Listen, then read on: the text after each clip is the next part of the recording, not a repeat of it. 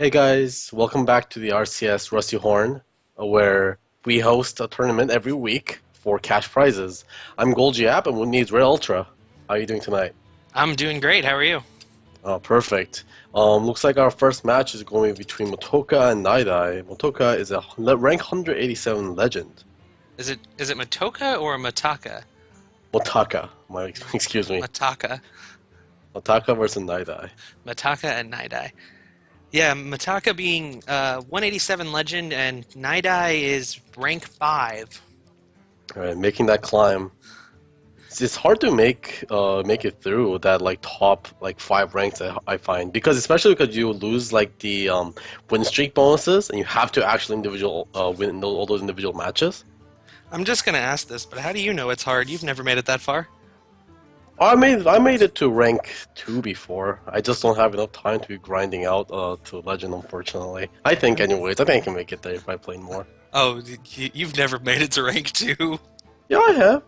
Really? When? Yeah. Like a couple of seasons ago. I've only ever seen you at rank like 12 at the max. I think No, one time no. you were at rank 9. I make it to gold border, gold chest every single season at least. I make it that far at least. I'll show it to you at least when I get to rank 5 this season. I'll Alright. make it sure. We'll see. We'll see.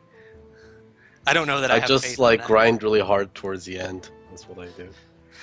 I don't grind. I have too many other things to do. Looks like the players are taking a while to get their game started up.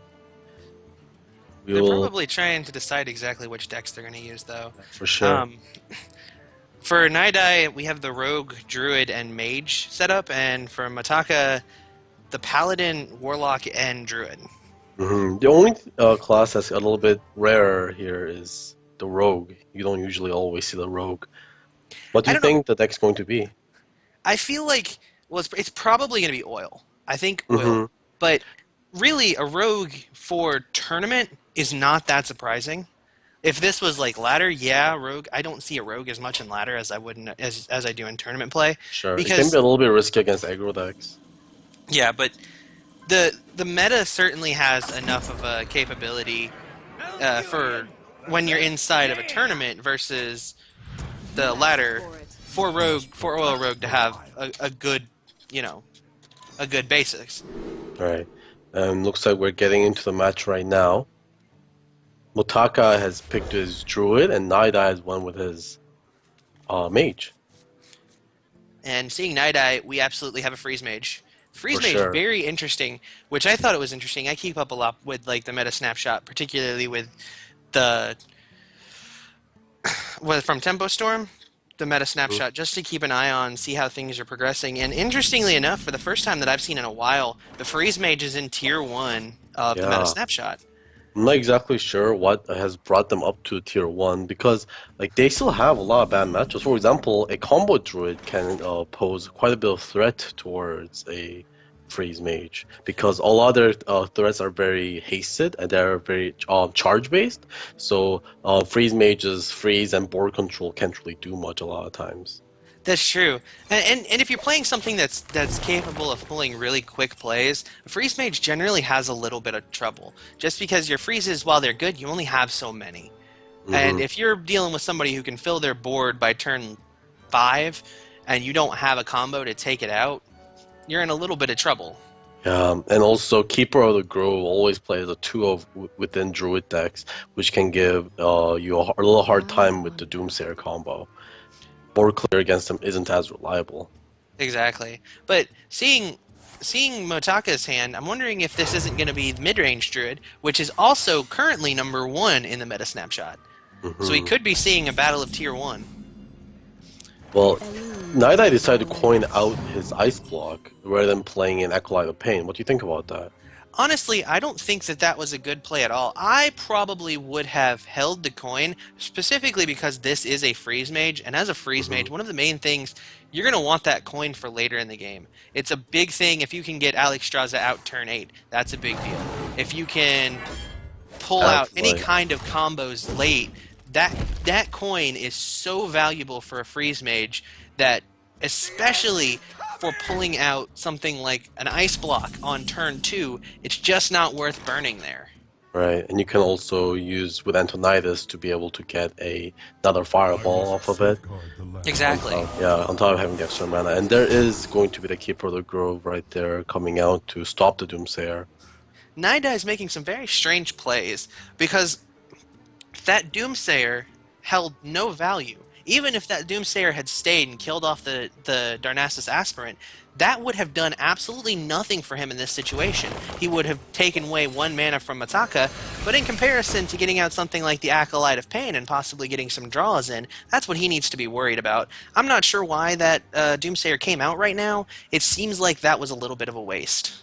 Well, I can see it a little bit because if he does play Doomsayer, it prevents Motoka also from playing any creatures on board during that turn. So it does, give him an extra free turn without Motoka playing any pressure on board.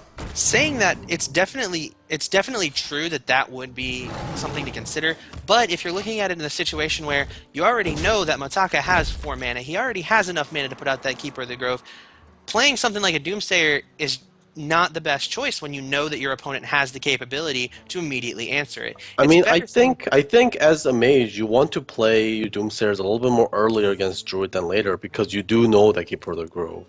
Because trying to rely on it late game, it just kind of can be a little bit of a trap because Druids are almost always going to silence it. I mean, yes, but that's why you would want to set it up in a situation where your opponent already has a full board. They can't silence it. That's the kind of situation that a Doomsayer is going to do better in. That's assuming if a Druid is going to go up to a full board, which they usually don't. They usually don't have 7 creatures on board. That's true, they usually don't. But in the certain situation, I feel like the Doomsayer was still kind of a waste to play out there. I mean, looking at it in a certain view, I just feel like that Doomsayer would have had a lot more value later on. For instance, this board right here would be a good board for a Doomsayer. Well, if you play Doomsayer right now, no, he would get silenced, and then he would get creatures attacked in his face anyways, right? Where's he going to get silenced? Hmm? Where's he going to get silenced? From the Keeper of the Grove. That would be in Motoka 10. Well, what I'm saying is, if he would have pulled out something from the Keeper of the Grove, try to push something that would have activated the Keeper of the Grove earlier, rather than pulling out that Doomsayer. Something like the Acolyte of Pain, maybe. Yes, losing that draw is kind of a big deal, but really, Doomsayer is one of the only clears that you have. I don't think Motaka would have silenced the Acolyte of Pain because, I mean, he is an experienced player. I'm sure he knows how to play against a Freeze Mage. And you don't really ever use a Keeper of the Grove to silence an Acolyte of Pain. Because you do need to play around, fighting against the Doomsayer. No, I understand, and I agree with the Dooms. I just don't think the Doomsayer was ready to come out. I don't think that was the time for the Doomsayer to come out. I feel like the Doomsayer, because of the fact that as a Freeze Mage you only have so many board clears, most of your things are damaging abilities. Yes, you have the Blizzard, but the Blizzard only counts the board clear in certain circumstances. Most of the time, by the time you can even play the Blizzard, it's not going to clear the board, it's just going to freeze it. You have the Flame Strike, and the Flame Strike does a good job of clearing the board, so it's one of the few. And then you have the combo of the Frost Nova with a Doomsayer. If you can pull that combo out, you have a better chance of doing something versus if you play out a Doomsayer on turn 2, particularly when there's nothing to fear on the board. Well, it's a tempo Doomsayer, right? You're not playing Doomsayer to, say, destroy a lot of creatures. It's to force Motoka to not play any creatures. That was what the Doomsayer was for, and to destroy 1 minion. But also that because even if you freeze and play Doomsayer, it still doesn't matter because Motoka would have used Keeper of the Grove to silence the Doomsayer anyways. Fair enough, but also it wasn't a tempo Doomsayer. If he had played it on turn 2, that would have been one thing. But the fact that he pulled out the Ice Block on turn 2 and went for the Doomsayer on turn 3 makes even less sense. I don't understand why he would have done something like that. Because at that point, because Motaka did a turn 2 Wild Growth rather than a Darnassus Aspirant, right? There was nothing on board at that time when he coined out the Ice Block. Not saying I do disagree with the coining Ice Block out. I think he should play the Acolyte of Pain there.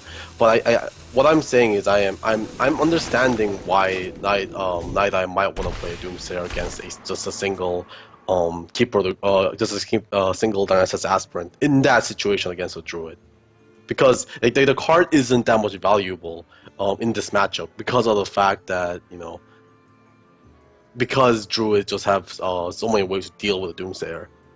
I guess I can understand where you're coming from. I personally wouldn't have done it, but I don't really play. I haven't really played against too many druids. So Hmm. also, I noticed while we were talking about that, this polymorph came out, and that's not something you see too often in a normal freeze mage. Oh, for sure. That must be something that Night plays in his own deck. I don't know what targets you really need Polymorph for as a freeze mage, It honestly. seems like it seems like a waste of resources for a freeze mage to have a polymorph. I agree. You usually have really good board clears, and you don't really care about certain creatures that are on board. You rather just kill them more than anything else. That's a scary one for a freeze mage. It can get big. I mean, if he doesn't get removed. Um, Yeah, looks like Night is going to lose um his ice block here, and then Motaka also has a swipe in hand, so he doesn't even need to play the Force of Nature. yeah, we'll see. I'm sure we'll see the second ice block go ahead and come out. Hmm. But Night is going to be in real big trouble unless he can draw a Alexstrasza next in a couple of turns. Well, yeah. I mean, he's got the second ice block, and he's got the second ice block. He's got a blizzard, but he can't play both of them. Hmm. I mean, even if he does play Um, Blizzard, it doesn't really matter because Motaka has his hero power, right? You're dead on board if you play Blizzard. yeah, he's got the ice barrier, which may not be a bad play here, but Mm. it's not gonna save him. He's got to have something that can save him here. I wonder. He can. Actually, he could ice barrier with the polymorph, and that would take care of the stone splinter trog. But I He can still don't think also that's Ice gonna. Barrier and Frostbolt. Yeah, he could do that too. Ice barrier, ice block, and frostbolt. That gives him a Frostbolt, little yeah. bit. Now he isn't guaranteed to get his Ice Block popped here. Of course, we do know that there's a Force of Nature within Motaka's hand, which is Yeah, going to do a good job of popping that secret. yeah, it's gonna do a really good job of popping that secret. Honestly, he's in. I don't think. I don't think Nadai has any chance of taking this game at all. Only way he does it is if he draws Alexstrasza next turn. Well, I mean, he could have something like Reno Jackson. If Yeah, he has Reno Reno Jax. Jackson, I that could mean, change but he things. has duplicates, right? Unless you have drawn all of his duplicates already, which I have only seen At- one Fireball. I mean, it's in his hand, so I guess it doesn't matter. Yeah, I Yeah, haven't seen any that's, Ice Lances, right? I'm sure he's playing two Ice Lances. yeah, he's got the Ice Lance. Oh, have Almost not seen definitely. any Secret Keeper. I mean, sorry, Mass Scientist. I've not seen any of those, so I don't think Reno will be online even if he drew it. So he needs to draw Alexstrasza here to be able to reset his life to 15. Yeah, that's gonna be his best bet here. Well, at least, well, Motaka's slight misplay there. He could have set Night Eye to one life instead of two, but Yeah. we'll see if it really makes a big difference. Yeah, he's probably looking at it and saying, that doesn't make a big enough difference to where he needs to worry about it. Of course, he's going to be able to frostbolt off that Shade of Naxxramas.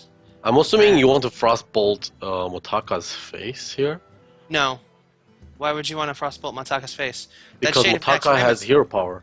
Yeah, that Shade of Naxxramas can kill him. Maybe. I know, but you either polymorph or fireball the Shade of Naxxramas and you frostbolt Motaka's face, But and he's- that damage was really relevant here, right? That's what we were saying. The one damage he missed here, rather than being at two life, being at two life instead of one life means rather than being at one hero power away from death, you're now two hero powers away. Well, that's why I was saying I don't know that freezing him this turn is going to necessarily be that big of a deal because Well, he's this is still where gonna, you play around Savage Roar, right? What? Oh, he's gonna frostbolt his mad scientist to force out the second ice barrier. Fair enough. Seems like a decent idea. And I wonder if we'll see the fireball here to kill the Shade. Yeah, there it is. Yeah, fireball to clear the shade, and that's gonna put him at 10 health. And Druid Claw coming out here. He could charge that if he wanted to, and instead he's going to go for the draw here, which I do agree with because he does know he doesn't have lethal here. Savage Roar, a great draw, because next turn he can use Druid Claw, Savage Roar, and has a lot of instant charge damage. Yeah, he's just pulling right now, trying to find some extra usage. The Innervate could be relevant next turn if he draws another card that can be charged onto the board. Blood Mage Thel knows absolutely nothing. Yeah, it can help him cycle the board right now, but other than that, it won't do very much. Yeah, it doesn't do enough for him. So 4, 5, 6. And the Doomsayer, there's Just not enough damage for Motaka to take this game just 5, yet. 6, 7, 8, 9. He has 9 damage right now. If he wants to go all into the face, yeah. Looks like that's what he's going to do. Yeah, and that's gonna take out all of Nadai's armor. Well, not all of it, but Yeah. Oh, it is going to be It's gonna exactly take all of it. his Yeah, armor. that 1 life. So yeah, that 1 damage coming very lethal here, and we'll see if he can draw anything relevant. There's 2 cards, and no, looks like he is going to die here. He needs to draw Alexstrasza here. Nope, no Alexstrasza. He's got nothing left to save him. So I guess that's gonna be it. Well played. Hmm. You win. Well, that's unfortunate. Night Eye didn't get a lot of good card draw spells there. I only saw 1 Echolite Pain. We didn't get any Mad Scientist until the late game, and he didn't get any of his Arcane Intellects either. But we will see Death Freeze Mage again because Night Eye needs to win with it down the line. And Motaka now winning with his Druid has a Paladin and a Warlock left, while Night Eye still has a Freeze Mage, Druid, and the Rogue. I'm wondering. So we've seen the mid-range druid from Motaka. I'm wondering if we're going to see the basic meta decks from Motaka. I won't be surprised if we see like Secret Paladin and Reno Lock or something like that. Yeah, Maybe something like Demon that. Lock, yeah. That wouldn't surprise me one bit if that's what we see playing in here. And here's the Freeze Mage again from Night Eye. Night Eye realizes he probably has a decent matchup against the Warlock and the Paladin with his Freeze Mage, because the only match he really wants to dodge is the Druid, and he already ran across into it. And looks like Motaka's hand looks like at least a Handlock deck. This might be a Reno deck, we're not exactly sure yet, but we haven't seen any duplicates so far. Night Eye, his hand. Night does Eye's hand not is look god good. awful. Damn. God. Still no card draws in his hand. At least it is against a control lock now, and he does have a lot more turn to play around. Yeah, but that is one bad hand to see. You really need the loot hoarders, the mad scientists, arcane intellects, any of those card draw spells. Oh, that's a Leroy Jenkins from Otaka. Bring back the old school. Maybe he is playing kind of combo-ish deck, or just Leroy Jenkins to finish off. Oh, there's a Reno Jackson. Yep, it's Reno Lock. Right. I've never seen Leroy Jenkins in a Reno Lock before. Oh, I've seen it sometimes. It's a tech pick. Some players really like to run Leroy because the Reno Lock can have sometimes a problem finishing off enemies because of the fact that they win so slowly. And just having Leroy into Power Overwhelming gives a nice 11 damage charge, and you can finish off an opponent out of nowhere. Of course, this is going to be a really good matchup for Night Eye, simply because looking at it from the standpoint that Motaka is going to want to be tapping as much as he possibly can to get out, because he's wanting to get a bigger hand, and a bigger hand, and a bigger hand. That's going to put Night Eye in a really good spot where he may not even need something like his Alexstrasza until Reno Jackson comes out. Alright, and there's a polymorph coming on Night Eye dealing with that gigantic 4/9. Because see, here we see Night Eye not having to use any damaging spells on Motaka. He's just hitting him in the face and pulling damage down. And that's a big deal. If he can deal a whole lot of damage without ever having to pull out his Alexstrasza, then when that Reno comes out, he's going to have a really good counter to it. For sure. The most important thing in this matchup is baiting out the Reno Jackson, because if you use so many damaging spells at Motaka's face and he heals all up, you're going to have a very hard time winning as a Freeze Mage. But if you can definitely kill Reno, no, not kill Reno, force him to use Reno before you play Alexstrasza, then the chance of you winning is very high. Alright, so I'm thinking Cone of Cold might be a good play on this one. What do you think? Cold seems fine, but I do like Emperor better here. You just trade into a thing and you play Emperor and get all those cards discounted. Yeah, seeing the Alexstrasza comes out definitely puts Emperor. Like previously, the hand wouldn't have been one that I would have played Emperor just because it didn't have enough value to it. But simply the Alexstrasza getting discounted, sorry, Simply the Alexstrasza getting discounted is enough value to definitely pull out that Thaurissan. Hmm. Because a And discounted Alexstrasza is one of the biggest things you can get in a Freeze Mage. the Siphon Soul coming up on Samotaka, dealing with the Emperor Thorson before Night Eye can get too much value of it. Again, still from Night Eye's side, we are not seeing any card draws. You are expecting usually Freeze Mage to be able to keep up with a Handlock and card advantage. And finally, there's an Arcane Intellect. Yeah, I mean, he's getting into the later game where his card draw is going to be a little bit less important. But he still needs to pull a little bit more card draw right now. And here over on Motaka's side, I'm seeing a really smart thing. He's holding this Lotheb, knowing exactly what it is. Playing the Lotheb too early is a really bad idea against a Freeze Mage. You just gotta play on the turn where you're going to win, and Freeze Mage or that is expecting to kill you. But a Lotheb definitely puts a stop to any kind of plans that a Freeze Mage wants to do. Definitely the best idea is about the time that Alexstrasza comes out, that's when you're going to want to pull out that Freeze Mage. Or definitely when you're going to want to pull out that Lotheb. Well, looks like we might be seeing an aggressive Antonidas here. Aggressive Antonidas into Frost Nova, give him a Fireball. I think he's probably going to, in anticipation for the Reno, build up Fireballs and possibly use them to deal a lot of damage, which isn't a bad idea, because every Fireball he uses is just going to go right back to his hand. And then he can force out that Reno without actually losing any value on his end. Well, unfortunately for on the side of Motaka, he does have a great answer for this Antonidas. He can either Shadow Flame or Twisting Nether. I'm assuming he's probably going to want to use a Shadow Flame here and keep the Twisting Nether for later. Yeah, I would say that's probably what he would want to do. Then pull out that Piloted Shredder. The Flame Strike coming out for Night Eye. Not really... It's not bad, but it's not great either.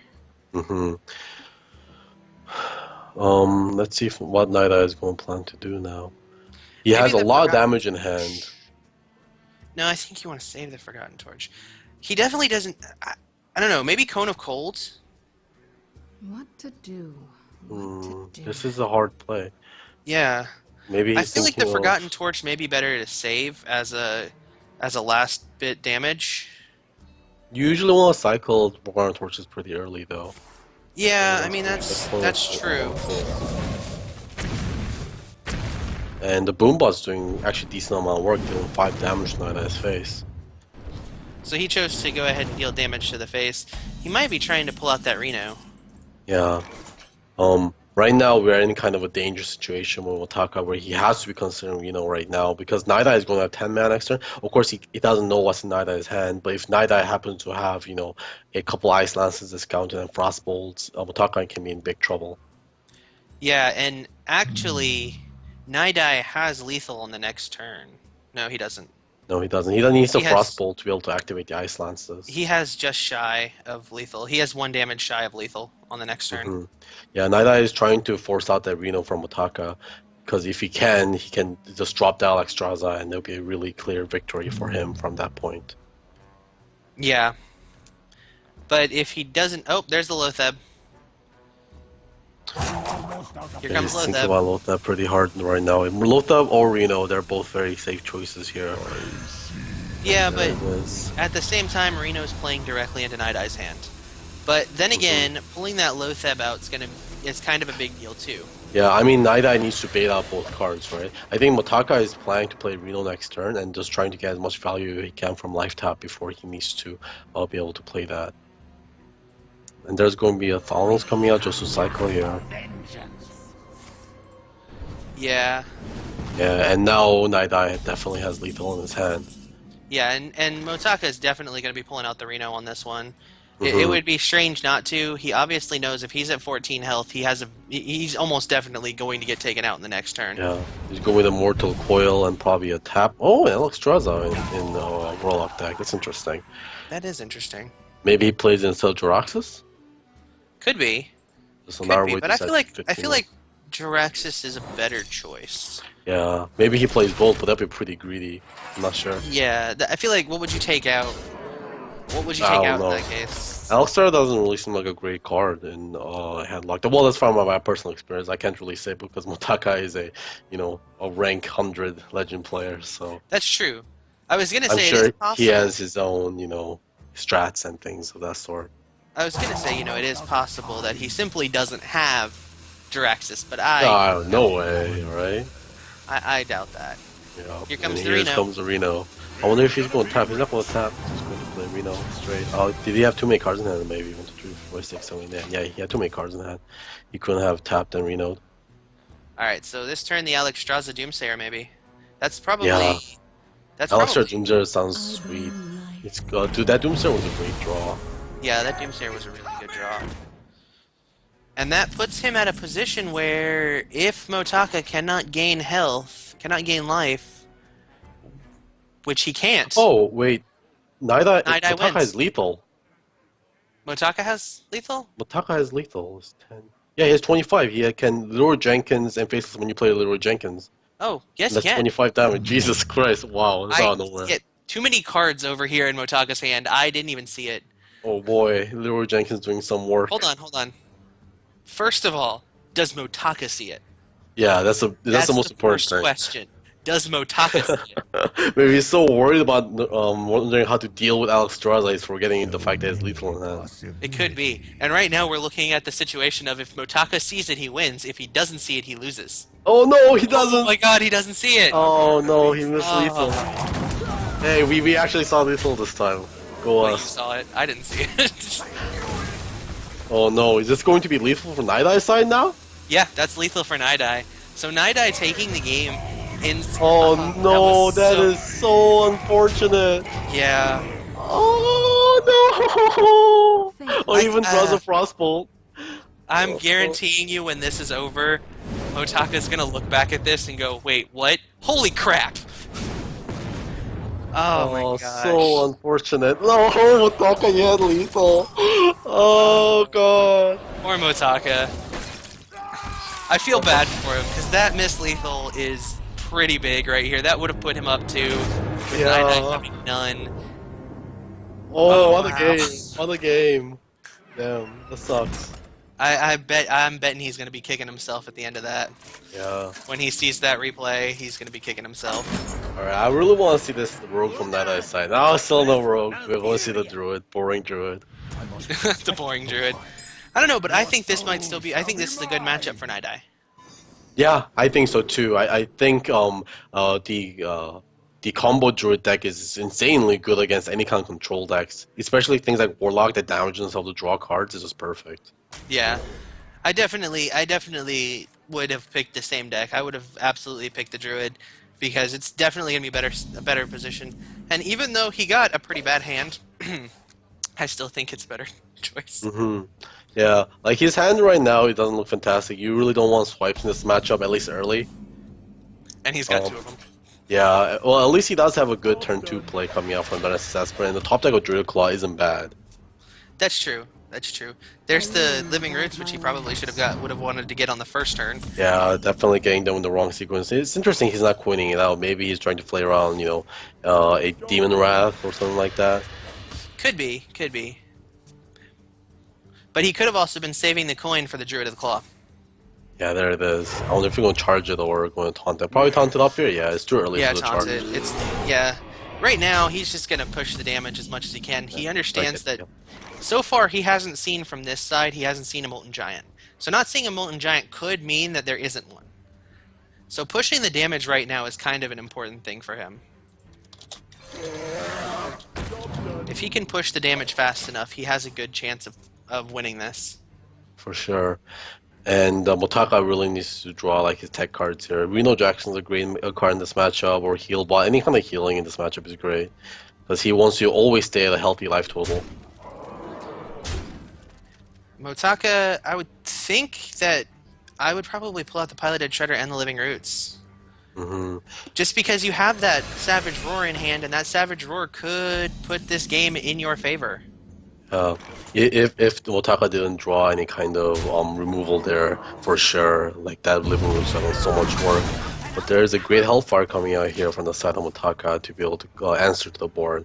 But Night Eye does get a 3-power creature, which is what you want out of Polisher in this matchup, anything with a 3-power or higher. Oh, combo, look at that. Yeah, If he All- draws an Innervate next turn, he can combo next turn already. No, Sludge Belcher it'll will take come one more out. turn. It'll take one more turn. Right, He needs one more turn before he can combo. for sure. Um, I think this wonder is the turn to Living Roots. Go ahead and clear out that Sludge Belcher, or you could just put down I have no Sylvanas. time. I like Sylvanas, yeah. I like Sylvanas when your opponent plays a Sludge Belcher because they don't have a good way to clear their own board before they kill Sylvanas. It's almost always going to be good value there. Reno Jackson. But Yeah. if an Innervate comes out, then that Reno is not going to be important unless he uses it right now. All Night-Eye needs to win this game is Reno Jackson. Mm-hmm. For sure. If he draws an Innervate next turn, this game is going to be over very quickly. I just said Reno Jackson and I meant Innervate. Yeah, I understood. I gotcha. And Otaka giving this a serious thought and going to go with the Emperor. He was thinking about Iron Beak Owling the Sylvanas there, but decided not to go with it. Unfortunately, we're not going to see the Innervate here, and it's going to give Otaka another couple of turns for sure. It gives him a couple more. Oh! Oh, and he gets lucky there. Oh, he had to keep a Druid in hand. Oh no, he took an unnecessary risk and then still got paid for it. He did. Yeah. That was. Oh a man, very an Emperor coming into his head. Wow. Now he can combo off next turn even without drawing Innervate. I understand he was trying to put that in. He was trying to do exactly that, but missing out that Keeper of the Grove really could have hurt him there. It really, really could have. Man, even if Motaka Reno's here, Uh-oh. he might be in big trouble. Lotheb. Yeah, Lotheb might be a good idea here because you are in big trouble. If even if you heal, you'll take so much damage. 7, 8, 9, 10, 11. Okay, never mind. If it wasn't for Shadow Flame, I was going to say that actually wouldn't have saved him if it wasn't for Shadow Flame. Because he still had enough to pull the Savage Roar. Well, Ancient Lore seems like a great play in this turn. Yeah, I think Those cards Ancient of are Lore, decent. just go ahead and pull some draws. Next turn, Motaka's definitely going to want to use his Reno Jackson. Yeah, I'm sure Motaka sees it. There's going to be another damage to the face here. Yeah, definitely a 10 life is not what you'll be sitting against a Druid. And then Reno Jackson is going to be perfectly timed here. I wonder what else you do. Reno Jackson tap and Reno Jackson, I mean? I guess so. I think that would There's be. not I think much else you tap can do, Reno right? Jackson. Just get a free card off of it, and then that's all I could think of pulling right now. Yeah, unless if he wants to play Reno Jackson and then play the Earth Ring of Farseer just for board presence.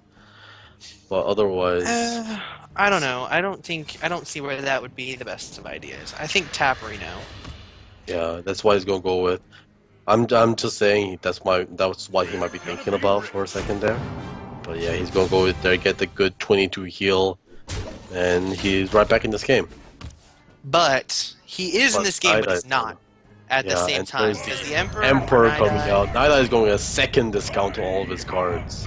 and Oh, this is right dangerous. now, Motaka's in such a bad spot, and he doesn't even see it yet. He doesn't even realize what a bad spot he's in right now. Yeah, if he draws another Force Nature in hand, he can double combo. Let's see. Oh, wait, no, he Nature, cannot. 4, He- 8, 12. It's like a Force of Nature Innervate or something. But he can double has Savage 4. He has 20 damage right now. Yeah, Night-Eye has Like- 20 damage that he can deal right now. yeah. Let's see. And that's not including his damage on the field. That is just his damage in hand.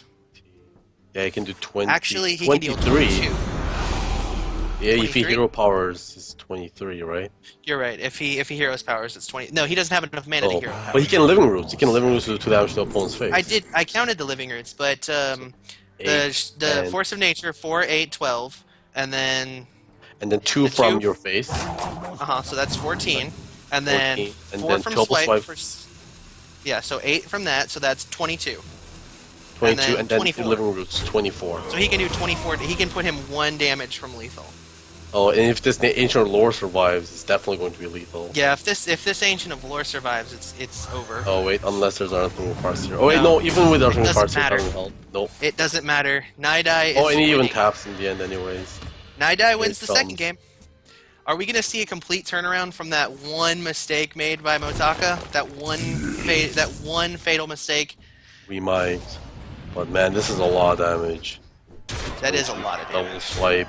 There's gonna be a lot of scratches, and he doesn't even need the risk to lose because that Ancient Lord survived. Man, I wonder why he didn't Twisting Nether there. That might be a good turn to Twisting Nether, but of course, he doesn't know what's in Night-Eye's hand. Definitely, you can't really play around the double swipe super discounted there. Yeah, no, you can't play around that. You don't know True that's mana swipes, man. That's rough. I think I miscounted there somewhere at some point. 12. 14. Oh, okay, yeah, I know where I miscounted. I was only counting it as 12 instead of 14. I don't know. I think I missed the 2 damage from the hero.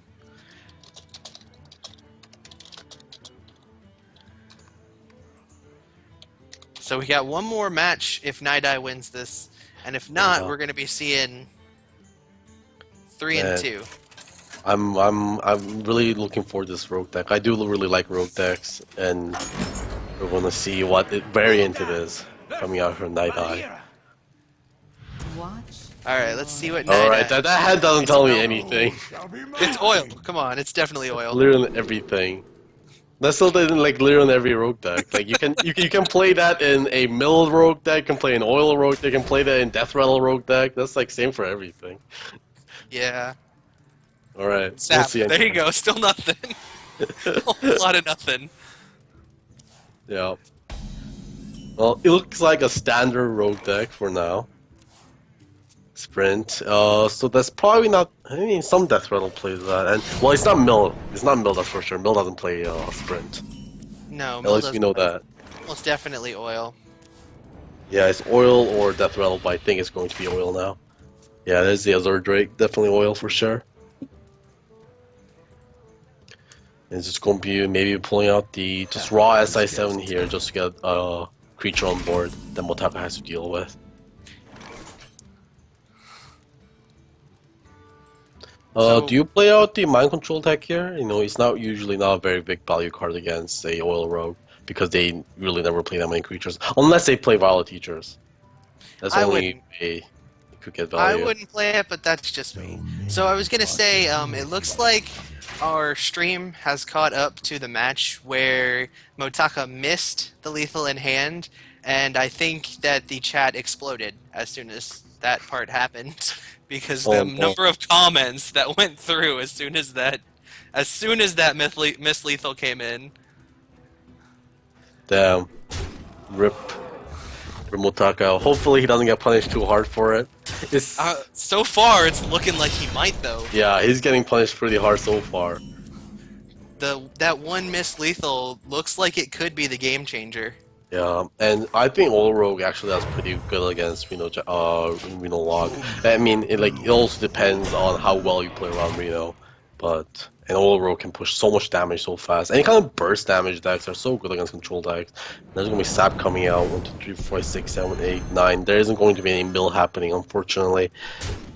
But it is a great tempo play against a Coin Dustlet Belcher. Oh, absolutely. I suspect what he's trying to do. No, never mind. Because he could have done that there. I was gonna. Never mind. That doesn't make sense. It's okay. I suspect he's gonna He might backstab into. Backstab Evis? Eviscerate now, or he might just eviscerate. Or he could also do that. Break. He 3 could actually damage break. backstab.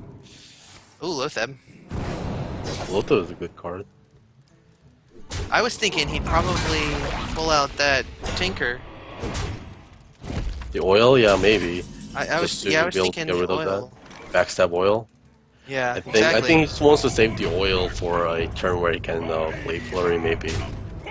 Just But save now- it for like a secret burst damage. He can clear that Tharzan with one card. That's a pretty big deal. Man, but a turn 6 Thorson with a full hand, that's exactly what you want as a Oh yeah, hand absolutely. lock deck. Even just that one turn where it was on the field gives him value. Yeah, a 9 card discounted. That's insane. And now he has so many choices. Just do whatever he wants, pretty much. Probably, I don't know, maybe Dark Bomb there. Hellfire multi-coil maybe? I don't. Maybe. Hellfire, That might Mortal not be a bad idea. Coil, Yeah. Dark Peddler. That might, yeah, that seems like a pretty good play. I was thinking dark bombing off the piloted shredder just to see what comes out of it. Yeah, and then you can Hellfire for a full clear. That might be a Yeah. good idea too. Because usually, nothing usually survives those 3 damage after a power shredder. And you got a pretty shitty card there in the Museum Curator there for Night Eye. Of Yeah, course, that's a all you want as a rogue is just a body on board for the oil target. But still, Twilight great. Drake. Yeah, great top decks there. At 4-9, almost a full value Drake. What would you play here on Night Eye's side? Doctor I think like 7. that Dr. Boom. So you just can't go wrong with Dr. Boom, right? Yeah. Here he comes. And Man, Motaka is they're going cheering. really low here. The judges are cheering for that Dr. Boom over there. Yeah, Yeah. Motaka getting really, really low and has not seen his Reno. That is the worst feeling as a Reno lock. I mean, he has finally drawn his first healing creature with Alternate Ring Fire, so not even a heal bot. So he's in really a dangerous spot. If Night Eye draws a Blade Flurry here, Motaka can be dead in any moment. Oh, but And that's why you mind save control mind tech, control tech. right? And And- oh no! Oh, That is Wow. oh boy, that hurts. that That really hurts. sucks. That really sucks. A 25% chance to early destroy, and then he got it. I mean, still from Night Eye's side of the board, drawing a Oh, drawing and then a Blade Mortal Flurry Coil. is very powerful. And then he got a Mortal Coil out of the Dark Peddler. Wow. goes. Let's see what the result is going to be. And there's the anti-heal bot. Yeah, oh wow, this game really turned around from that MC tech. Man, Dr. Boom being on the other side of the board, that's brutal, man.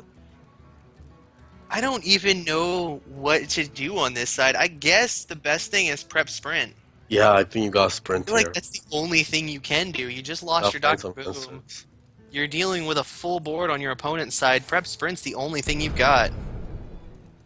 He's got to be able to find, I don't know, another oil, a Blade Flurry. You need a Blade Flurry for sure. Yeah, Blade Flurry is going to be your best hope. And nothing. Maybe, I guess... Man, Fan doesn't do anything here. Sap is okay. Maybe just go ahead and throw out that Tomb Pillager just to have it. Just to have a body on the board. Maybe. Man, there's just no good plays here on the side of Night Eye. He doesn't have a single good play over here.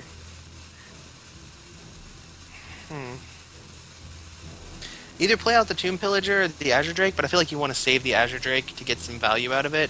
Yeah. Lotheb, If he doesn't clear the board at all right now, Motaka is lethal on board. With Leroy Jenkins and Abusive Sergeant. Not lethal on board, I mean lethal in hand. And that's going to be lethal. That Lotheb is not going to do him any good. Leroy Jenkins, Abusive Sergeant is going to Yeah, but close out again, will Motaka see it? the game. Not a second time, right? It's not happening again, right? Right, Motaka? Yeah, You're there not it doing comes. it again. Here it comes. That's game. Oh man, that Dr. Boom steal was so big. It really There it was. That goes. was a huge steal. Changed the game completely. Oh, that really sucks. Here it is, just 1 damage over lethal. 1 damage over. Wow. Alright, so that ties it up. Man, 25% chance on that. I Mind could feel control tech.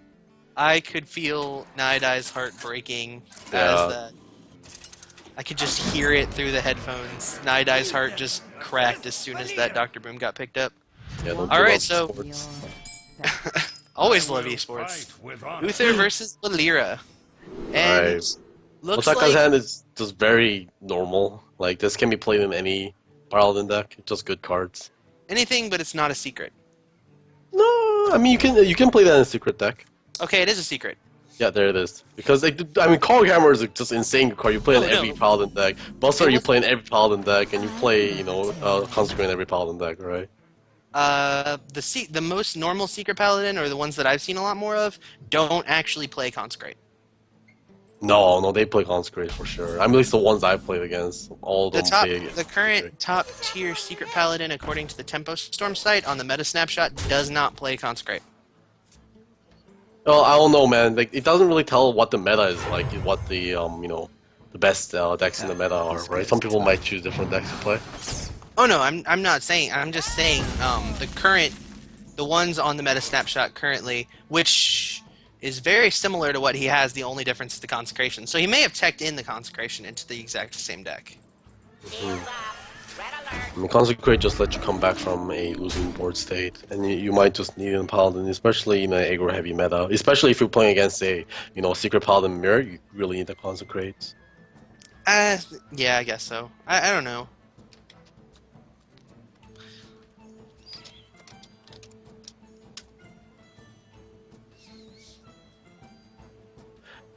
And from the side of Night Eye here, I wonder why he's going to play. Just going to oil up, poison up his dagger here, and then he's thinking of what to do. I guess it's not a bad idea to go ahead and clear. The Secret Keeper, I've kind of always wondered about the Secret Keeper. I can kind of see its value in the Secret deck, but at the same time I don't.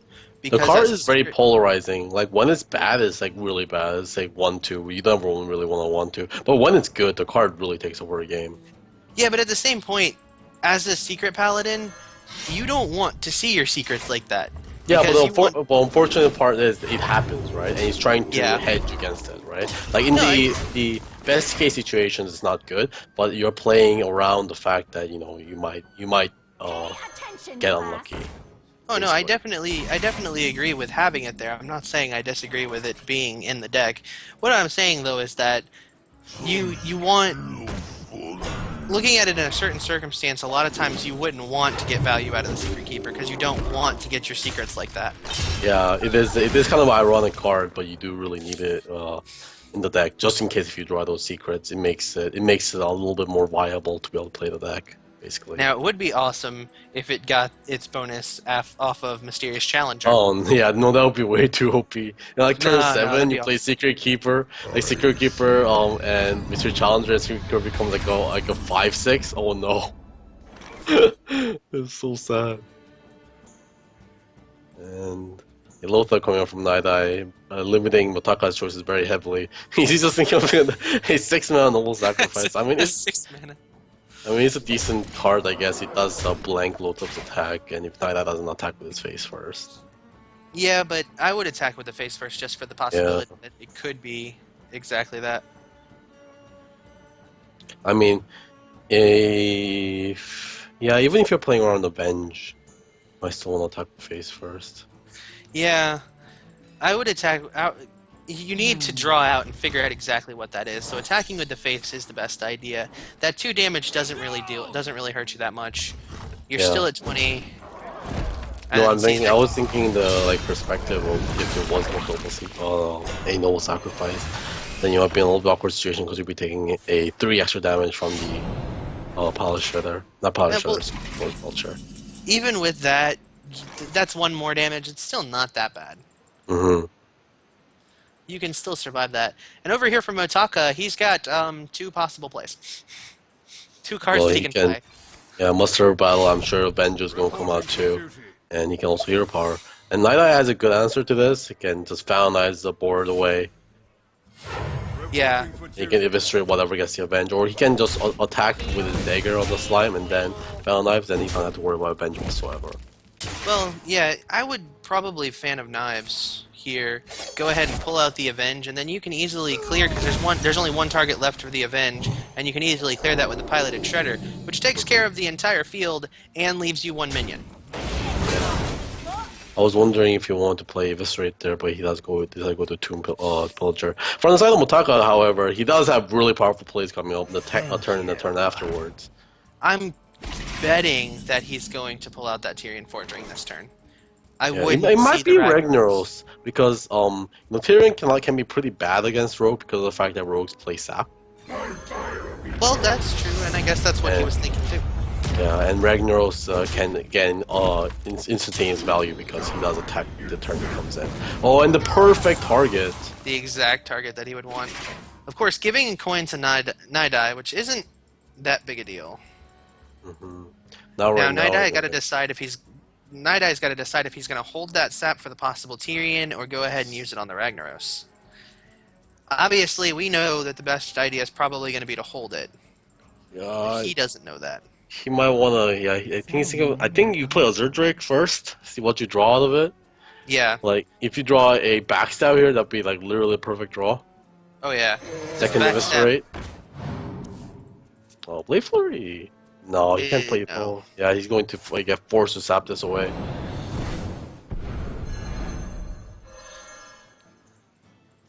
Now, as Motaka, would you go ahead and pull out Tyrion since the sap's gone out, or would you go ahead and pull out? Okay, I Yeah, guess there it is. He was just baiting it out. baiting out the sap, but No, there's a Yeah. backstab. I turned too late. it is, but it isn't. Yeah, you Because can clear that. I mean, you do want to kill Ragnaros and sap Tyrion instead of the other way around, but you know he's Yes. going to get a lot of but damage for he this gets turn. this. He can pull this play if he pulls what I think he's gonna do, which he's Yeah. not. Okay, I was gonna say he could double oil. Double oil actually would have been pretty good there. You're right. Double oil would have And he almost got killed 6 his more opponent. damage. Motaka would have been at 6 life. Damn. Exactly, and he would have had the Blade Flurry to finish this on the next turn. Yeah. I think he should have double oiled. If he had double oiled, then this game would be over on this turn. But Motaka he is didn't. 1 damage off lethal here if he goes face. Yeah, he's. Which side?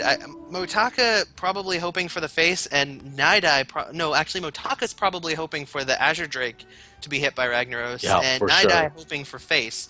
So Yeah, he and goes go down face, to he 1 wins. life and win next turn, yeah. Oh man, this is going to be a big turn, man. This Ragnaros got to do a lot of work here. Let's see Here how comes the good. game. Yeah, let's see Here how comes good the Motaka's aim is here. Motaka just looking at it going. I think he's doing a silent prayer for Yeah, where this is going to hit. Trying to he's- decide. He might be trying to decide if it's not a better idea to go ahead and clear off that Azure Drake and put him in a good position next turn, not knowing about the Tinkerwood, not knowing about the oil. Yeah, but it's just so much risk going for attacking the Azure Drake here. And here And- comes. Oh! That does it. That's Oh, it. no. Yeah, he should double oiled. You're right. He should have. If he had double oiled, he would have won this game. Gosh, I feel so bad for him because if he had just double oiled, he would have won. Wait, can he? Hmm. No, he can't. Wait, no, He can't. Wait, 5, 6, 5, 6, 7, same. Wait, he can He clear. can win. He can get lethal. He He can has win. lethal. He has lethal. What are we saying? He can just Tinkers, attack face, and Blade Flurry. No, what are we because he only saying? has. He can't do that. He only has one charge on that. But Oh, you're right. You're right. No. Many. he can clear Dr. Boom, or he can clear Ragnaros. You're right. You're right. Oh, wait. No, they only go to 7 Yes. damage. They only go up to 7 damage. You're right. Oh no. Oh yeah, Oh, he. no. Oh gosh, he's done it. His bone. Oh, God, he should have If he got the had second doubled- oil. If he had double Oh. oiled, Oh wait, he's going to do this. Oh my God. Okay, Oh, no, this wow. is okay. Okay, this is actually a good play. it is, but no, it's not. How's it a good play? I mean, he survives until next turn. Oh man, this one's Oh no, Well, you're I mean- right. He is. Okay, well, there's concentrate. Never mind. All right, so Motaka takes it. All because of his double oil. If he had double oiled that turn, he would have won. Oh Ah. man. This Great. lethal. And if it wasn't for the consecrate, oh, I mean, he could just call hammer and then got a taunt creature and but still. Miss I know Lethal's on sucks. both sides, just making that an incredible series, an incredible match. Wow. Well, that's going to be it, right? Motaka takes it. Otaka. Motaka not- takes it 3-2. Motaka takes it 3-2. Absolutely. Damn! Wow! What an exciting match. That was extremely exciting. I can't Yeah. believe the Miss Lethals just Yeah, making that the Miss match. Lethals and the RNG and everything has everything that we like from Hearthstone or hate, I I think guess. I think the RNG was more in Motaka's favor though, because if you noticed, every time something crazy happened, it was on the side of Motaka. For sure. I see why he's legend. He's got the It's ridiculously good RNG. very good Never rolling seen the such good dice. RNG in my life. All right, guys, we'll be back very shortly with the other semifinals. Until then, make sure you follow us on Twitch on Random Championship Series, at Facebook on Esports RCS, and Twitter at Esports RCS. We'll see you very soon.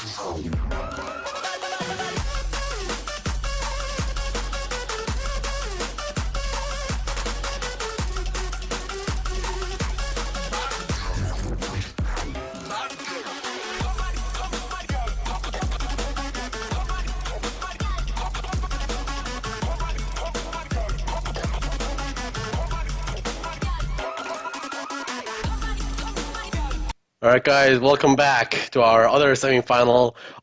For the match between Gulatatur, I'm not exactly sure how to pronounce that name, and Warhead 13579. We have a lot of numbers up in here. At least we have good names, right?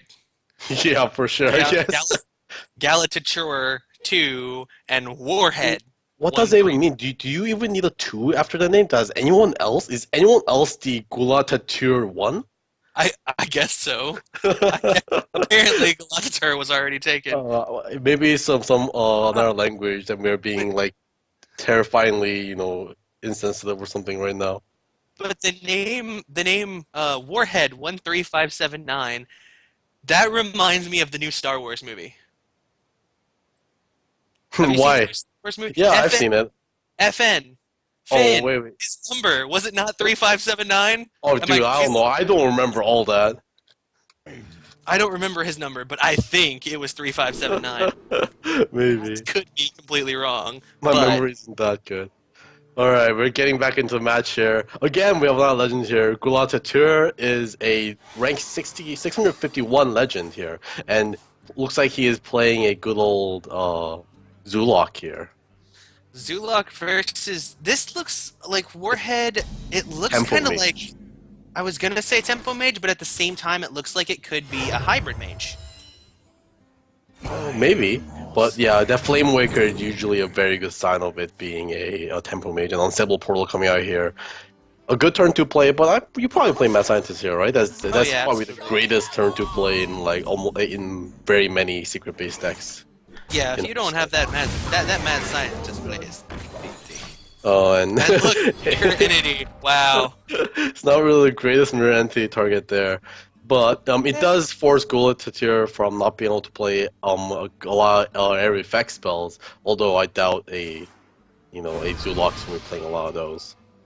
That's true, yeah. I couldn't imagine that he'll be playing too many. Yeah. Look at that. Perfect Arcane Intellect. You get a Mana Worm and a Mana Worm. What else Nice. could you ask for from Arcane Intellect, right? Yeah, he's going to be able to set up a great turn next turn. He can just go Mana Worm, and Sail Portal, or Frostbolt here. Yeah. Here comes the Voidwalker. Man, that egg can be very annoying for a Tempo Mage because now Flame Waker, you're just rolling the dice every time, and you don't want to pop that egg. Yeah, absolutely. That's going to be a big deal. Mm-hmm. You definitely don't want to deal with that as a Tempo Mage. Think he's going to go Mana Worm Unstable? I think that's probably a good play. Mana Worm Unstable seems like a really good play. Looks like he went with at least one Mana Worm for sure because he's going to do that for like guaranteed. And he's thinking if he wants to play Mirror Entity here or the double Mana Worm play. Yeah, Mirror Entity wouldn't be a bad play here either. But Like Zulok has so many good ways to play around it, and he is going to go with the Mirror Entity. But of course, we know, and Warhead doesn't. From Gulatatur's hand, there's so many ways to pop that secret without using anything else. yeah, he's gonna go for he's almost definitely gonna go for that. But he could make the misplay of pulling out the Power Overwhelming and then pulling out the Void Tear, which would be very bad. Yeah, that would be the worst case scenario. But yeah, I doubt it. Warhead knows how to play around secrets. Glutatir knows how to play around secrets. And Yeah, I would say he thinking probably does. what he need to do here. And the Implosion coming out. He decided to just not trigger it. Got 2 Implosion here. Not what you want to see. You want to see at least 3 there. But of course, it does provide him with a pretty easy clear. Is this turn you start firing off some shot with Flame Waker? There's a lot of good targets. There are a lot of good targets. I think that might not be a bad idea, especially because if you do hit the egg by accident, you have that Flame Strike to take care of it. Mm-hmm. If you Actually, play have Flame things Worker to do. here, you can play either the Frostbolt instead of Portal. But it looks like he wants to save it for a bigger turn, maybe. I don't know. I think Flamewaker Unstable Portal, just so you can save that Frostbolt for if that egg gets taken out. That's another possibility, and Mhm. it uses less resources to clear out to clear it out. The best case scenario probably if you Flame Worker on Cell Portal is to snipe off the Taunter and a Imp. Yeah, that would be the best case scenario. Looks like he's maybe deciding for Mana Worm here. And a Made a worm, unstable portal. just like it is. And you can use hero power maybe to clear up the 1/1. Ooh! Oh! That's what we call the, East portal right there. Jesus. 4 mana Antonidas. 4 mana Antonidas. Holy Oh crap. my god! Wow. What a pull. Like how could you ask for anything else? That was one of the best pulls I've ever seen from an unstable portal. That's incredible. I have not seen Antonidas from Unstable Portal yet. And that gives you so many options because usually you want to play Antonidas and play a bunch of spells. The problem is he's like a 7 mana card. Now you can just do something really crazy.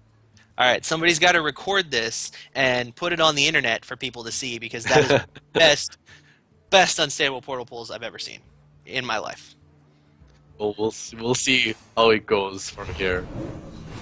There's power overwhelming coming out here, which as a warhead you're like pretty happy to see, because that Gulatitir not having another power overwhelming means this Antonidas is going to be safer.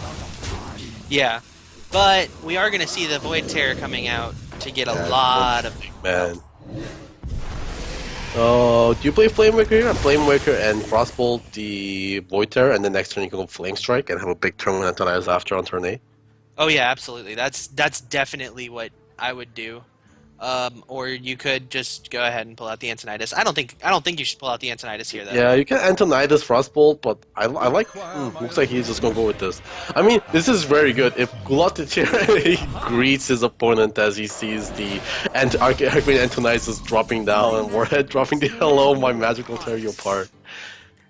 I think we're probably going to see the Knife Juggler into Implosion, maybe. Yeah. Because But the problem with playing the Antonidas there is you don't get that much value off of a single Fireball. Mm-hmm. Well, then again, yeah, like. And if a 2-Plosion goes out here, then he has to use everything. Oh, it's it's 3-Plosion, 3 perfect. exact. And let's see the knives. Are they gonna pop the egg? One more. And Oh, egg pops. Feels bad, man. Used for the side of Warhead. And see, he draws a Fireball. I suspect there's he's going to go ahead and Flamemaker Flamemaker Fireball. Yeah, Flamemaker Fireball. That may be what he was planning in the first place. I still feel like that's... Oh my god, the snipes too, very good. Non-explosive plays, but that was so good. Even the Antonidas, you don't get the full value out of it. Like Gulatitir has to turn the entire game around just to make sure he doesn't get any more value. All right, if this snipe goes, then he's going to lose his Flamewaker. If the snipe from this Defender of Argus goes, then then he can just kill with the imp without risking the Knife Juggler dying. Exactly. My shield for Argus. And this is good because now, he's not going to get it. So he's going to have to clear out. He's going to have to lose his Knife Juggler. Yeah, and this is a pretty good board actually for Gulatitir. Even if Warhead does bring out the Flame Strike, he does have a 5 toughness creature to be able to survive that attack. I think he won't pull out that though. Yeah, because it's not a very good turn here. War Elemental seems like a decent play. Yeah, Water Elemental. And right now, Warhead definitely has a card advantage. Wow, just look at all these cards. It's coming Especially down. if Gulatitir pulls out his entire hand right now, which is a very bad idea, but he does it anyway. Because now, that is a perfect board for a Flame Strike. Yeah, here comes a Flame Strike. Gonna be able to clear off this entire board. Because he can even Hero Power here and Arcane Missiles. Yeah, he's gonna Hero Power here and then Flame Strike. Yeah, Hero Power Flame Strike clearing off almost the entire board. Yeah, he's gonna get a couple of imps, but the board is too full, it doesn't get the imps. Oh. No. Damn. And that is the power of card advantage. Because now Gulatitir is in a corner. Well, he says Doomguard, that's a decent draw. Yeah, he did get the Doomguard, which would be a great draw, but Warhead has exactly a thing to deal with it. Oh no, there's a second Antonidas. Oh no. And you get a lot of value out of the Frost into Arcane Missiles. Oh my god, the second Antonidas. How do you deal with that? Wow. I can't say anything but wow. Sure. And look, he can now clear that if he really wanted to, which I wouldn't, but... The only thing you have to worry about at that point is like Iron Beak Owl unfreezing. Oh god. He Yeah, just oh, he just man. straight quit. That Yeah, wow. just a fireball recycle that will be a little too much for Glottier, so he does concede early there. Man, the East Portal doing a lot of work there. Yeah, that Poor was mana Antonidas. Oh, that was so much. yeah, Even with pretty- that one fireball that he got out of it, it turned the entire game. It yeah. was the And match. the fact that, Glottier had to force every single creature into it and losing board control because of that. And then of course he showed a perfect example of why you should never overextend. Never ever overextend, because when he Yeah, played all of those minions out in one turn, he yeah. lost the game at that exact moment. Yeah, he was trying to play for just in case if he draws a Doom Guard, but yeah, he committed way too much onto that board, and Warhead's Flame Strike just got like 5, 10 cards there. I mean, not 10 cards, like 7 cards there just off one Flame Strike. Very strong. So is this a face paladin for Warhead? There's Divine Favor, which does lead towards a very aggressive deck, and Argent Squire. Maybe this is an aggro variant of Secret Paladin. That is Avenge, so this might be... Well, Yeah. you might be able to play Avenge in still a Face Paladin deck, but I think this is probably going to be a aggro Secret. I have seen Avenge. Yeah, I have Avenge is seen- still a good card in a Face Paladin deck, even without going Secret. There's Tyrion, so I'm Tyrion. thinking it's probably going to be a Mid-range. Secret Paladin, yeah. I think it's mid-range. The Maybe. light protects me. We'll see if he draws any more other secrets or, of course, Mr. Challenger.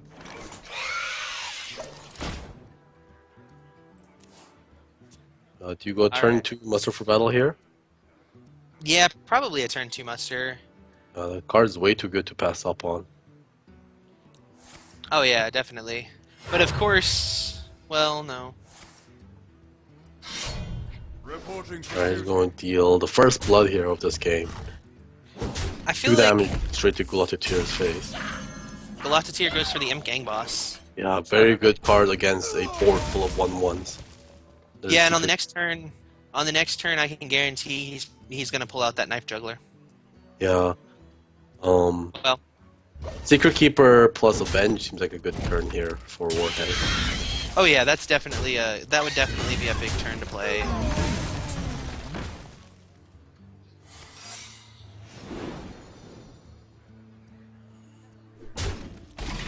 Let's see. Galactateer looks like he's going to take the shield off of the Argent Squire. I don't know. I don't know if that would be the best of ideas, but that Mhm. looks like it might be what he's going to do. He'll get an Looks like he imp might out of be it. thinking about Defender Vargas here. It does look like he's thinking about it, but Yeah. My There's a half value Defender Vargas. I mean, maybe just trying to stem the bleeding a little bit here and get to clear the Secret Keeper. But now you get a Divine But hey- Shielded Avenge yeah, you get a Divine Shielded 4/5 or 4 for Yeah. 3. 4/3. 4/3. Yeah, That's and then what I said the first time. 4/3 is exactly what I said. And this Divine, this Light's Justice is doing so much work here. Yeah, I know. I've Clearing never. off 1/1s so left rare. and right. It's so rare to see a Light's Justice get that much value. Hmm. And Glottier is going to plot the Lothar curve, of course. It's not a very important card within this matchup, so he can easily just pull it out on curve without worrying too much about it. The Knife Juggler. Oh. Yeah, I think would- just clear Lothar? No, he's going to go face. He wants to go It's gonna aggro. be nice. Time to go Smorkin. Yeah. Well, I guess it is a aggro versus aggro mirror, and you don't really want to be... You don't really need to clear that much when you have the tempo advantage. Oh God, what would you pick from that? Lowly Lowly Squire. Squire? Corruption is not very good because he's going to just trade in the Polish Trader that you won't corrupt. Like, looks like he does decide to go with the corrupt. I mean, it might be valuable. Oh, it might be valuable later on against a Mr. Challenger, Yeah, Or that might be a Tyrion, good. for instance. That might be good for that situation. That's the only situation though that I can imagine it's going to be worth much. Yeah. Shadowboxer. Ooh. Doesn't do much other than just being a 2/3. Well, no, I mean if he has a True Silver Champion, it starts doing 1 damage to stuff, which is kind of funny. Yeah, but he does have one. He just doesn't have it because Yeah. we saw it earlier. For sure. And he's going to get a great Divine Favor here of drawing 3 cards for 3 mana. Oh, the muster for battle. Look at that. Yeah, it's just as soon as his weapon runs out, he can just replace it right away. But his Oh, knife but he juggler's does not draw gonna a last. implosion. Implosion is great here on turn 7 for Gladiator. He gets to throw some knives around. Yeah. The Avenge hitting the piloted shredder. Alright, looks like probably 7-3. Implosion's gonna go up to the 7-3 there. Yeah, I would say. Or Or he you can might just use kill it the for knife a juggler and it guaranteed knife guarantees juggler kill it, later. even if you get a 2-plosion. Yeah. Is a 3-plosion. Let's see. They're gonna miss. They're gonna miss all 3 face. At least one hits. Shredder. And there's the true silver champion. We're not gonna see the dream. Must Master of Battle True Silver Champion, maybe? I'll go Redemption. Yeah, I Which would is definitely really go good with the with Pilot redemption. Shredder. Yeah, I would definitely go with the redemption. But it also depends on what he chooses to do. I would say redemption, true silver champion, go all face. Whole face, man. I'm not Go all sure. face. Go all face. And this No, turn is maybe a little not hard. go all face. But he definitely shouldn't be clearing that piloted shredder off, because that kills the purpose of the redemption. Yeah, then I think Master and True Silver Champion would have been better this turn. Reporting for duty. But instead Yeah. now he's gonna get Redemption on a Silverhand recruit. Yeah, he's gonna get a useless redemption. Reporting for duty. The noble sacrifice would have been a good thing to play there. Would have at least been a better redemption target. For sure. Lepernome? I think Lepernome's gonna be the best Yeah, pull let there. me know. Like the other 2 cards are pretty useless. And there's the redemption, the completely worthless redemption. I mean, you do get a 1-1 out of it, but yeah, it's definitely not what you want. Yeah, see that's why I said he Oh might man, have this done better. Snipe Juggler is doing so much work. Oh my god, look at those snipes. He might have done better to pull out that true silver champion. Yeah, you need to And- clear Knife Jugglers against a Zulok deck. I mean, he could have taken out that Lotheb with the true silver champion and taken a little bit of damage, but Yeah, not too fair bad. enough.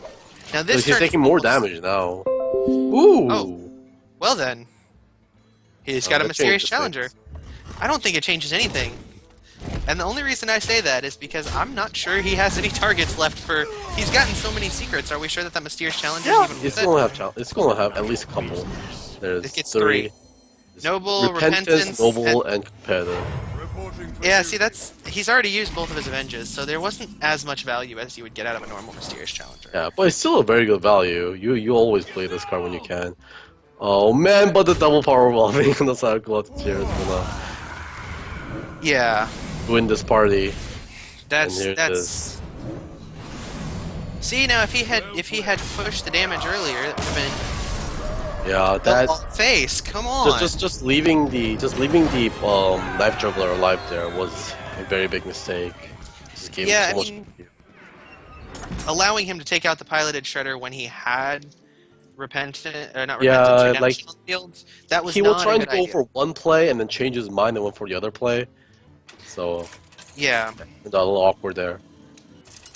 So is it 1-1 so far now? yes, yes, yes, it is. Now Gladiator is going to be on the side of playing a Paladin deck, and he has a Pyromancer equality in his hand, so he's definitely a control variant. Yeah.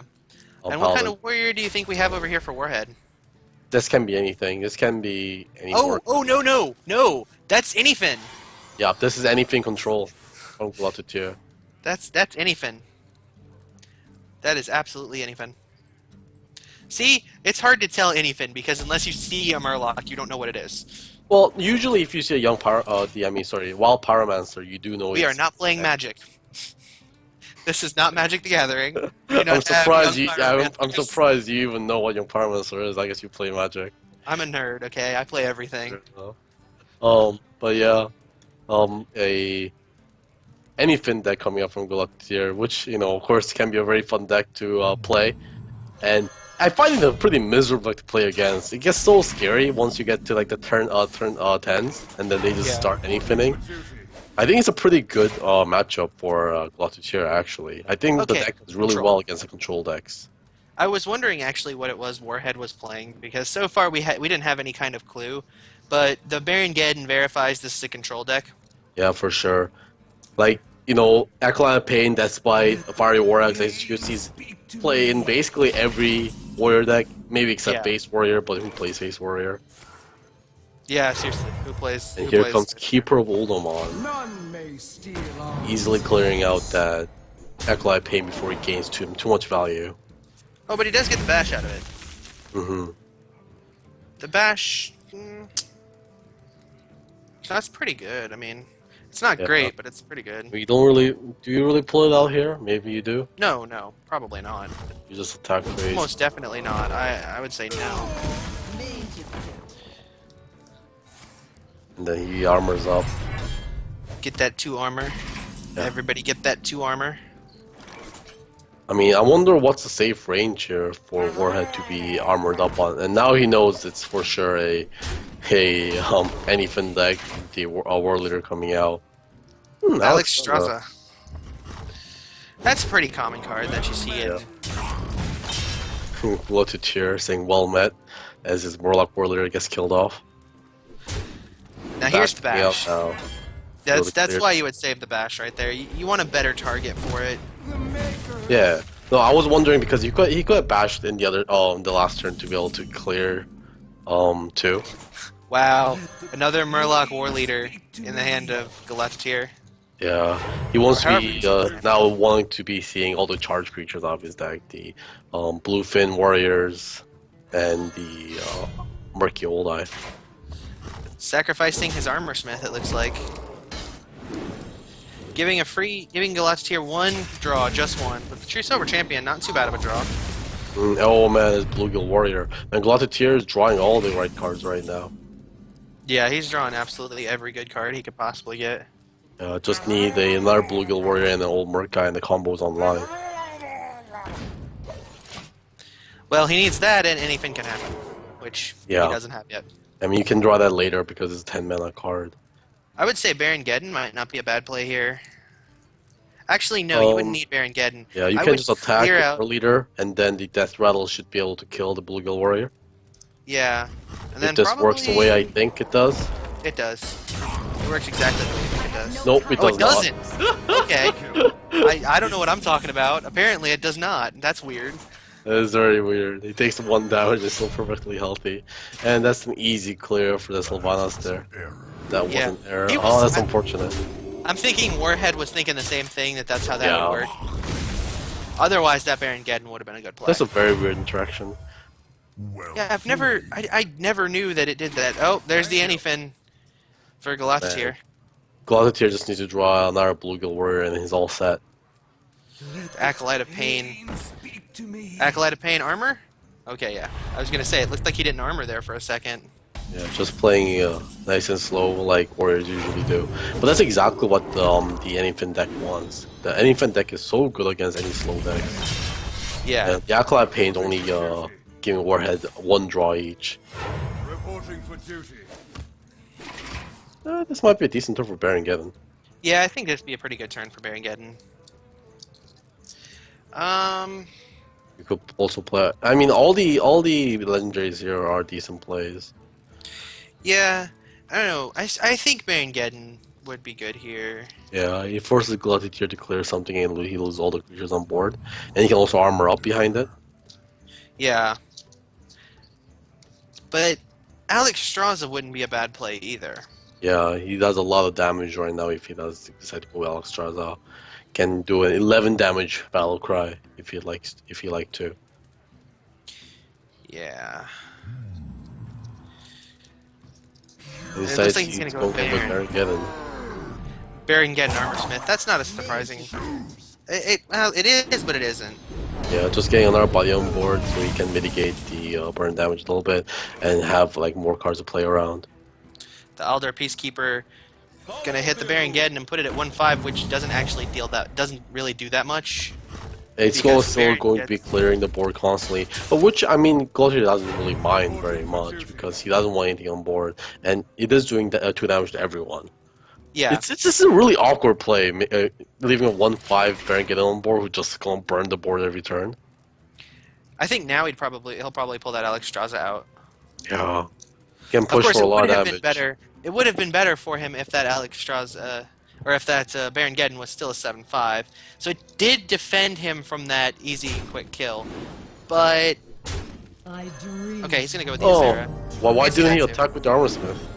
He I think did. he should attack with the Armor Smith onto the Elder Peacekeeper rather than using his Baron Geddon to attack into it, because Armor Smith is going to die to the AoE anyways. That's true.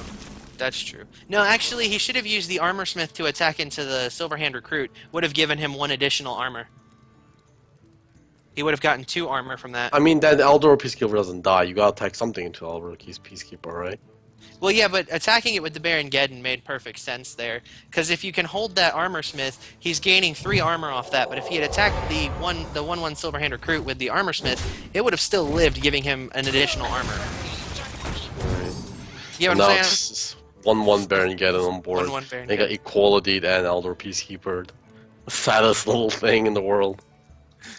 I feel so bad for it. Oh. The Doomsayer, which...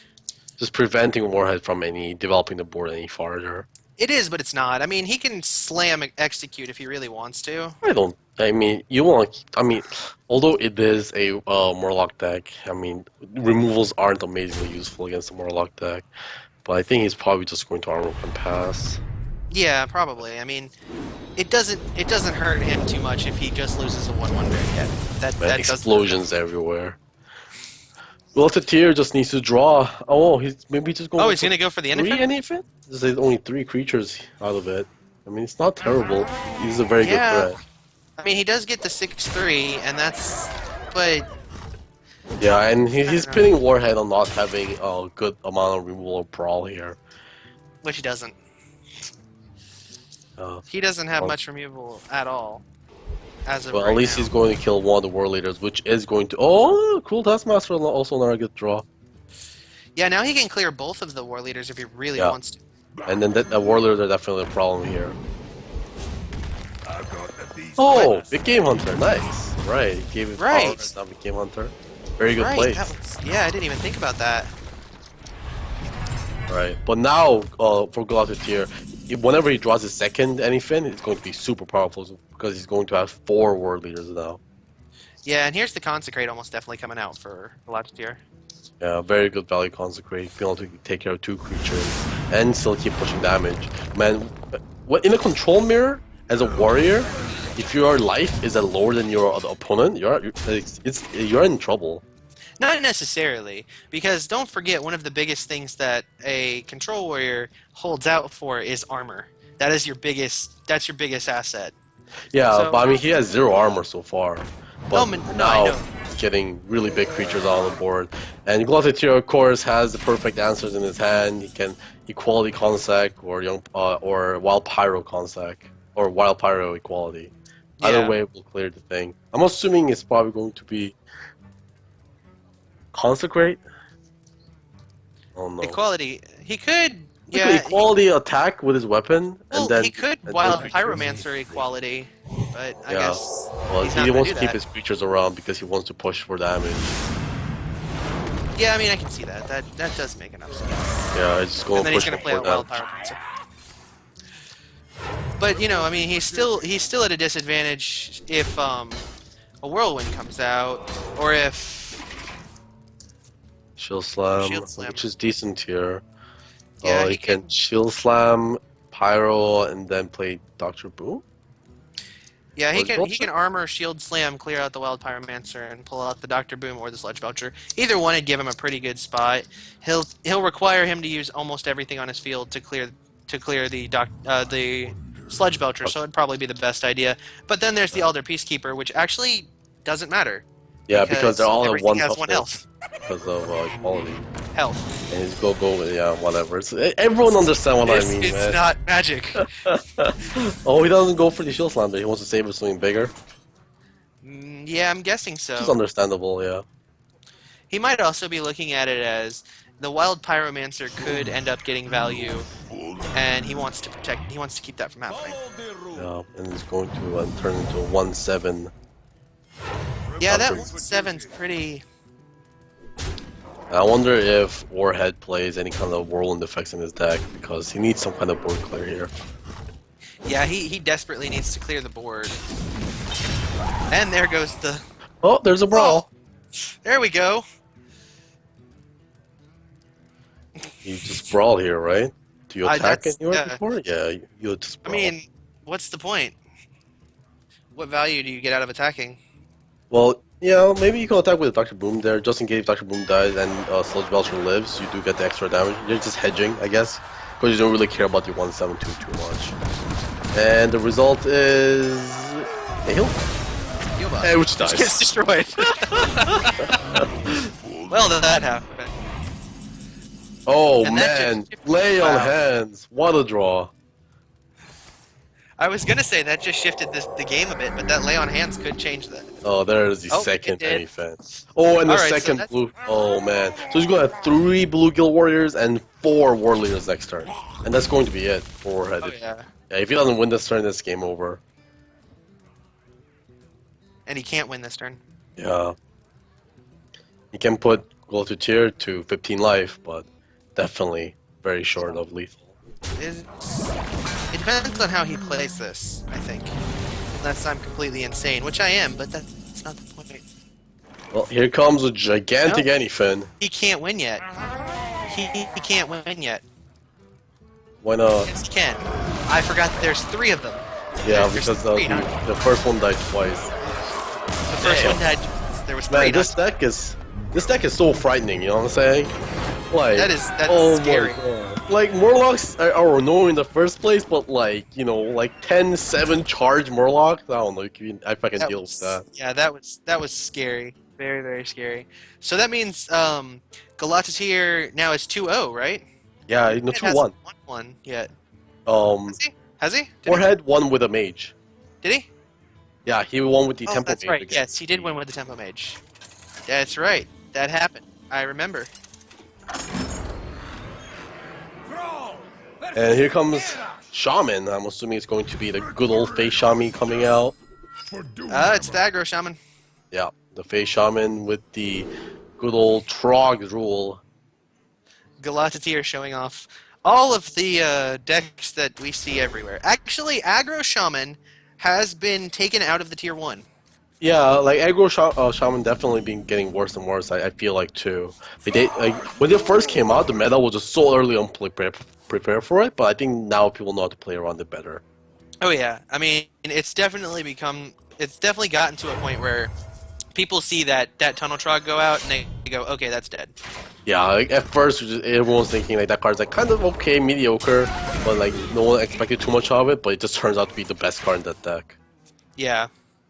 Like, you don't expect to... When it first started, people were like, whatever. And now everybody's gotten to see its capability, and nobody's letting it live, so its value has dropped a lot. Yeah. And here comes an Armor Smith. I mean, like, that turn 1 Fire War Axe is so good on the side of any warrior playing against a aggro deck. And he's going to have an easy clear from one of the wolves here with his Fire War Axe. And he could armor up and kill the Leprechaun, which I probably won't think is worth it for the Shield Slap. You can just armor up and pass. Yeah, I think Armor Up and Pass is going to be the best idea. Yeah. He's debating it.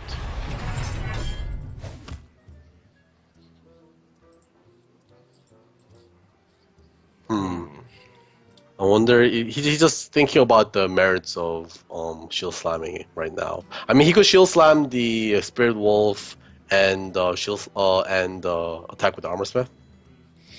Yeah, And then you can kill the armor. Yeah, but he decides to save it. I mean, you want to save that for a more important target. I mean, like Knife Jugglers, for example. yeah. I can definitely see that. That definitely makes a lot of sense. Of course, he could also be looking at... He can just Death Bite this turn. Yeah, Death Bite is a good play here, I think. You can Death Bite, kill the wolf, and then clear the Leprechaun. Yeah.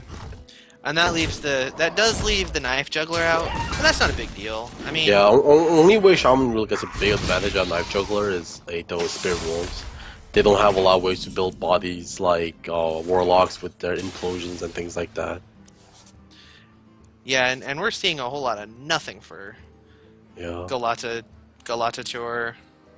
He's going However to you say Lava it. Shock here, I guess. That frees up the 2 mana next turn from the Sword of Knowledge. And he's just going to play Leopard Gnome, which is going to die to the Whirlwind effect. I wonder if maybe he's changing his mind. Yeah, he Yeah, decided not he to decided go not to do Leopard that. Gnome. I guess the only thing you can really do here is just clear off that. Or he could just, yeah, he just shield Yeah, slam. he wants to keep the weapon around because he knows how good that Whirlwind effect is against that deck. Yeah, that's very true. And I don't know. Doomhammer, however, good top deck. Yeah, sounds like a lot of tier. Man, Looks like he's not gonna Doomhammer hold is insane, eh? Like, it does like 16 damage over the course of 4 turns. Pretty nuts. It does, and it's even better when you get the The Rock Biter weapon. Yeah, the rock biter weapon. That's Whenever 10 you get the damage. rock biter weapon out, that's freaking crazy, man. Yeah, you die out of nowhere. Like, and when the Shaman is holding like 2 Rock Biter weapons and a Doomhammer, you just game over. Yeah. 26 damage in 1 turn. Mhm. That's how this deck can win. This deck can win in a single turn with just 2 rock biter weapons. Doomhammer and bunch of burn Doomhammer. spells. And like, well, 26 damage. All you need is crackle. Well, if you have 2 Rock Biters and Doomhammer, that's only like 16 damage off Doomhammer, not 26. Don't worry, Because Am I it wrong? becomes a 5/8. It becomes an 8 power weapon. You attack twice at 16. You're right. You're right. You're right. 16. Yeah, I was. Job's done. I don't know why I calculated at 13. I had math problems. No problem. By this Man. point, if you don't know I'm bad at math, then It's like Lotteteer in a decent position. If he can draw a little bit more burn spells here, although Shield Maiden is going to be a great answer. oh, what? Oh, okay. I see what he's doing. Yeah. He gets an extra draw, pops that Divine Shield. Kills the Host Rider. And Shield Maiden grants him so much more armor. And if Glotteteer Yeah. can draw, well, second Doomhammer is okay. I mean, not what he wants right now. He wants a Rock Biter or Lava Burst or things like that. But That's it not does so- give him extra leeway coming up next few turns, that he can just swing around his Doomhammer without worrying about the weapon charges. I Oh, think Shield this Maiden, turn- another good draw. Yeah, another Shield Maiden may not be a bad idea.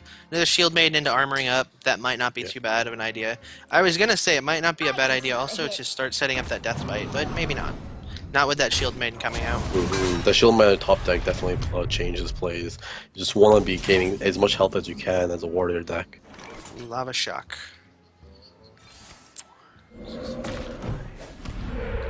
Oh, there we go. Oh, That's it. there's a spell power totem. Yeah, I Oh, think it only that's hits for 4 though. He hits for the lowest amount. Yeah, That's going that to be it. that's not it because of that hit. But he can put him really, really close. He's just about there.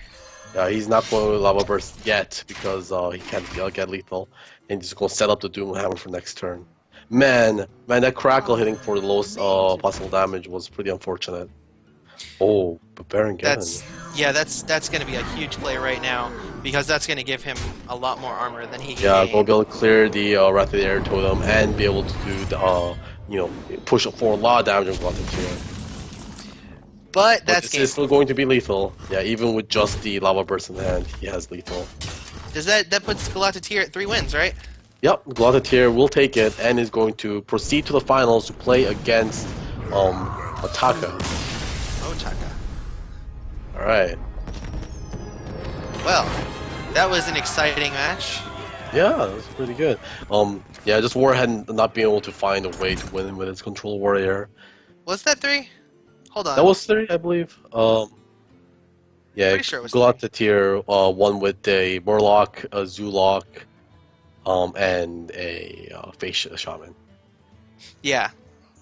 Alright guys, we'll be right back with your finals. Glotteteer versus Motaka. Make sure you follow us on Twitch channel, Random Champion Series, and Facebook on Esports RCS, and Twitter at Esports RCS. We'll be right back.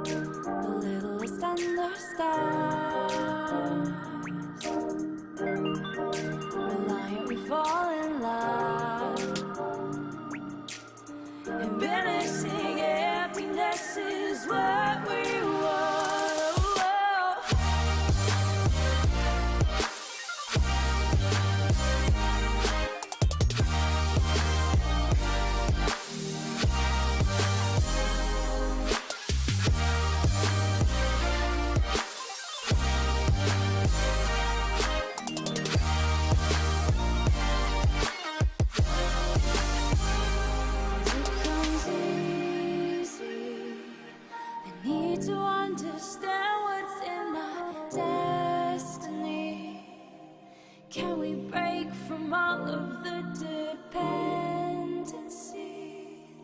Can the nights with forward visions carry us through these conditions endlessly kept behind? We always forget we are the littlest under stars. Reliant, we fall in love, and banishing emptiness is what we want. Always we search for the right things to say, for the moments that take our breath away. We're chasing life and it's been here to stay.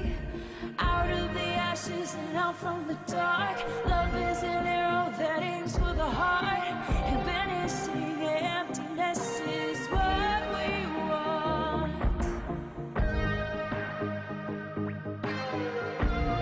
And it's what we want.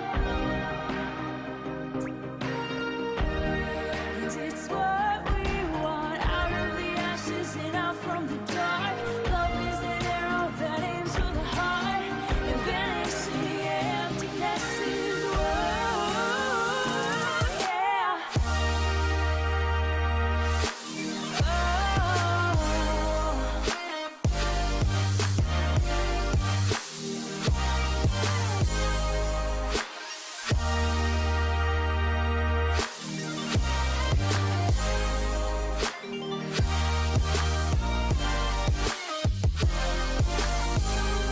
Becomes easy, the need to understand what's in our destiny.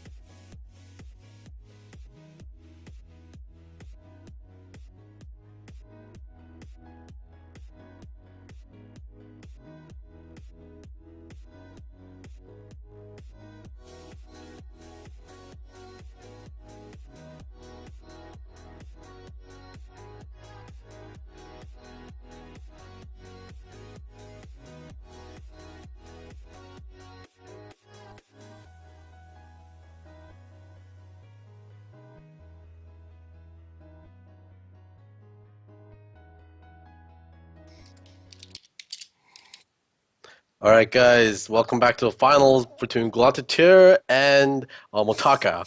Looks like we're going to be seeing the good old mid-range combo druid come from Motaka, and Glotteteer is going to be pulling out his crazy Morlock Paladin here. And he's starting with a Murloc War Leader. Yeah, God. definitely want to be seeing those Morlocks early. And it's crazy how good like some of those Murlocs are. I mean, just by themselves, like the Bluefin Warrior can just use as a removal spell, like 2 mana, 2 damage to target creature, type of Yeah. thing. Yeah, that absolutely. Like a I holy can shock. ignore that. Just like the And- combination with the Wild Pyromancer and the equality is ridiculous. You can kill Yep. anything. It's a little stupid, but it's pretty Or awesome. clear for 4 mana. Like I mean, that's like a Twisting Nether for 4 mana, right? Oh yeah, absolutely. Really It literally, works. there's literally nothing that it doesn't kill. Well, no, that's not true. I'm sorry. If it has a divine shield, Shield, yeah. then it survives. But that's the only way it survives. The always turn to Darnassus Aspirant. Yep, it's like the Fiery War Axe, right? Oh, absolutely. I think we'll see the Wrath. The Wrath to clear out the Murloc War Leader.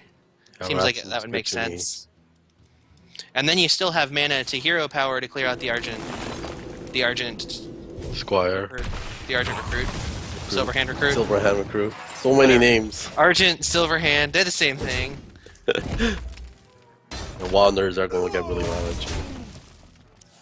No, they're not, because they're the same thing. Are they the exact same thing? I Yeah, don't know. when the Okay. silver after the silver hand was destroyed, the Argent they ended up becoming the Argent much later. Under Fair enough. the tutelage of Tyrion Fordring, who was one of the Silver Hand Knights. Thank you for the history lesson. So technically And- speaking, The silver, the true silver champion apparently now belongs in a museum, according to Harrison Jones. well, I mean, I could see that. It is Uther. Yeah, it's a very good weapon. I'm not sure taking right off someone's hand is a, nice thing to do, but there it goes. My bigger question is, how are Uther and Harrison alive in the same time frame? Reporting for duty. Don't ask me these questions. I don't At know least any the WoW same- lore. How are they the same age in the same time frame? Because Uther's been dead for like a while. Oh, really? Yeah. Rip. Well, not a while, but he's been dead. I don't remember how long it's been since he died. I think it's been like a few But the years. Indiana Jones series has been dead for a while longer, too. I can't remember. Wow, I can't remember how Oh, long. it's now we're returning our into like a WoW lore stream. I want to say it was 10 years. Can you tell me about Dr. Boom? Who is he? He's a goblin who makes Oh, yes. robots. Okay. I figured that out. Yeah. I can't remember. I don't even know if Dr. Boom... I'm sure he probably is in WoW lore somewhere, but I don't know where. I don't know That's everything very about true. WoW lore, just a lot. Fair I'm enough. not Dingo. And here comes equality, a very good equality coming out here, and it's going to be able to clear out these gigantic creatures with ease. 5-5. Does this 5-5 go to face? I'm assuming it does. It wouldn't make sense if it didn't. I couldn't imagine why it wouldn't. And then the 3-1 goes to the 5-1. Yeah. That definitely is the play. Yeah, there it is. I couldn't imagine another play. Yeah. Man, Glotteteer has already drawn 2 War Leaders and a Merc guy. His combo is like already halfway set. And he's only turned 6. I wonder if you doctor... I feel like you take the Boombots and try to clear out that old Merkai. Yeah. I mean, Boombots don't do a lot of value going face here. I mean, Yeah. all you could do is try to keep them around, and for like a more powerful Savage Roar coming down the line. But I think just clearing the Morlock is probably the best idea. Yeah, clear the Murloc. In worst case scenario, if it doesn't... That was Clear the okay. I mean, now he can use Living Roots. Looks like that's what he's gonna go with. Yeah. I'm gonna go for the Living Roots here. I was kind of Slight thinking... misplay then. Like then he should have played Drake The Druid. first. I was thinking... Drake first, and then Living Root they puts down to 1 health, and you can trade the Boombot into it, and the Boombot goes face. Rather than wasting like a little bit of damage. I mean, it's not a lot of damage wasted, especially. I don't think he was wanting it to do that. I don't think that was his plan, and that's why he did it that way. But we see the combo over here from Otaka, which means now he just needs to get the damage. Yeah, he just needs to get some damage onto the face there. We soften up Glotteteer a little bit, and then he can. Given that there is a Doomsayer on the field, I think you go face here. He's thinking. I'm sure he's thinking about swiping it instead. He can swipe and Living Roots maybe. That's what he's thinking about. Well, here's the thing about it. If he goes to the face, he can put him almost right within range of the combo. Yeah, but it looks like the Otaka realizes that Glotteteer is very low. Not very low, very low on cards rather, and he just wants to play a grind match here and try to outvalue Glotteteer's cards. The lay on hands coming out uncurved. Yeah. The only value of it being the 3-card draw, which Yeah, I'll only get 2 health back. I Yeah, mean, it did those are give him okay that. cards, but yeah.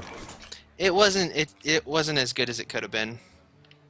Man, if he had one more mana this turn, the Force Nature Savage Roar combo could have been really powerful. Yeah, but I think right now he's going to do a lot better to pull out that Druid of the Claw. He can deal some damage right now. There's no way for Galactateur to heal that damage back up. and then Yeah. the Savage Roar Force of Nature combo is going to be that much more powerful. Or Oh, he he's could gonna charge this one. dealing more damage may be the better idea there. Yeah. It might not be a Well, bad idea to go ahead and hero power and Living Roots too, because where he's at right now, he's almost that lethal. hmm Of course, from Glototier's side of the board, we do see the double consecrating in his hand to be able But to that clear doesn't the board easily.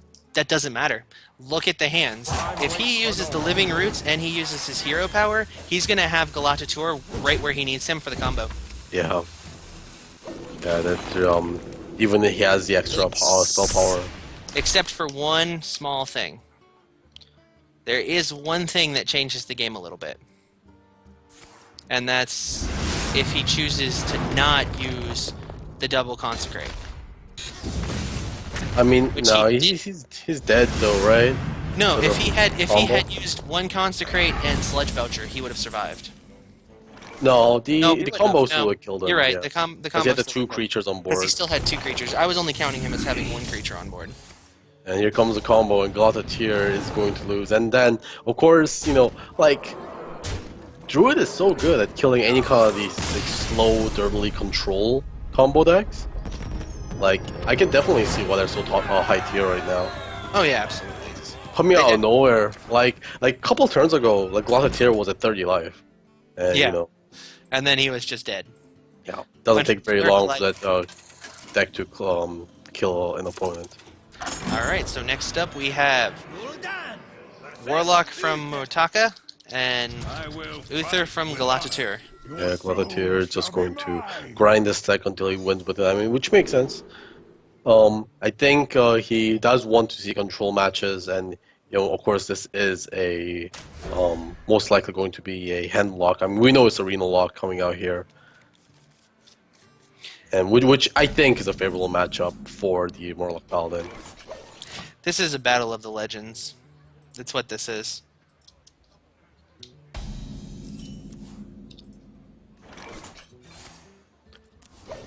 Just slow turns coming out from the side of both players. They're just gonna press the hero power button back and forth. Just hero power, hero power. Yeah, just generate value. job's done. Yeah, I mean, I can see Reporting Galatatur getting out the mustard for battle there. I don't know that it even really does. Oh, there's a Demon that Wrath. much. Demon Wrath. And there goes the mustard for battle. If he chooses to use it. I mean, Yeah.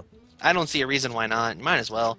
Clears the Yeah, field pretty It doesn't really effectively. get much value against the Warlock Paladin except to clear Monster for Battle anyways. Yeah, I mean, that's its main value, so there's no point in worrying about it. Here comes the old Mark guy going to deal some damage to the face of Montaka. Of course. Some old pressure there. Of course, you want to like put some damage onto the hand lock deck, the arena lock deck, because less life they have means less cards they have. Yeah. Of course, there's one thing Motaka has over here that could give him a really big advantage later on, and that's the Lotheb. Mm-hmm. Like if he does play down the turn that Galatatir wants to anything, there's no way he can play in 15 mana spell. Exactly. It's not possible. So that could become a very big game-changing play. The implosion here does make a lot of sense. You just gotta hope for the implosion, which he doesn't get. 2 Implosion, the worst possible result. The absolute worst. Oh, and the And then- Blue Guild Warrior gonna come out too. Gonna pump out this old Merc guy if he does play it. I couldn't think. Why wouldn't you play it though? I mean, Yeah, there's not really nothing else he wants to play here in his hand. there's no reason not to play it. Reporting I mean, Yeah, sure, and- it's gonna die, but there's no. The Light's Justice go do some work here, clearing out some wall. Oh, he's gonna decide to clear out the empty set. Interesting.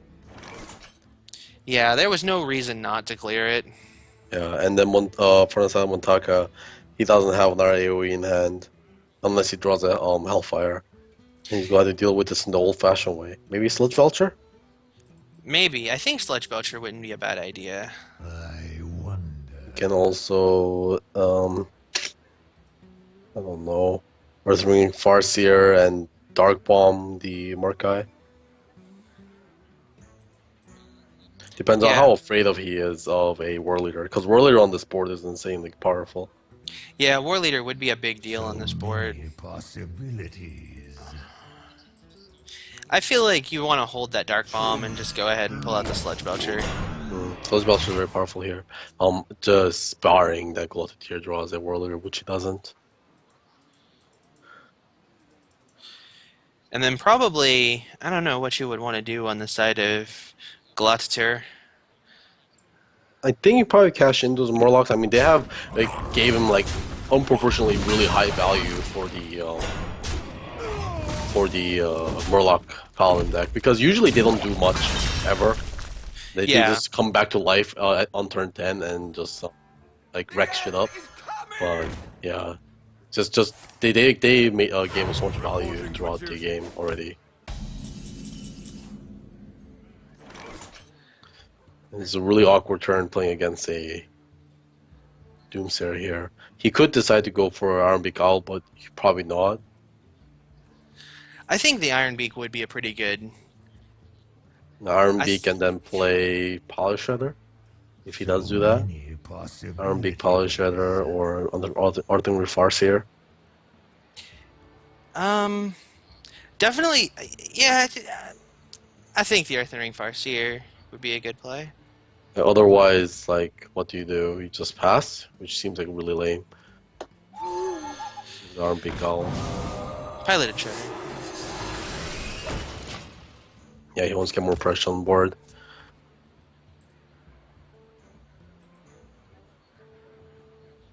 Yeah, I don't think you really mind seeing this as Glotteteer.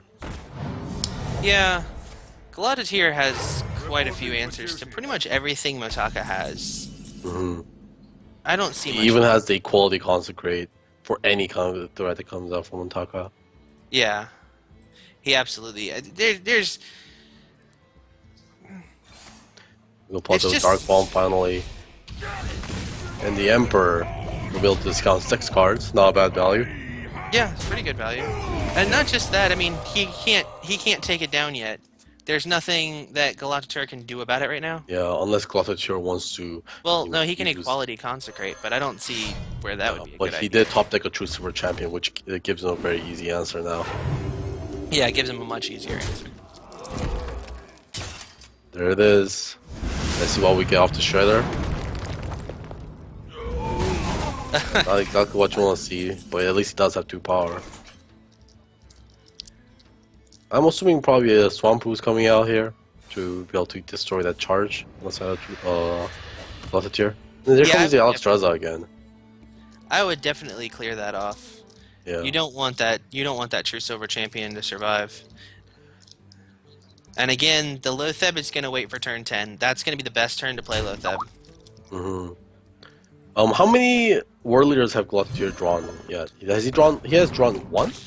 One, I believe, yes. Yeah. So maybe as Montaka, do you wait for him to draw more Murlocs before you Lotheb? Or do you just Yeah. Lotheb on turn 10? You probably Probably- want to wait for more Murlocs, right?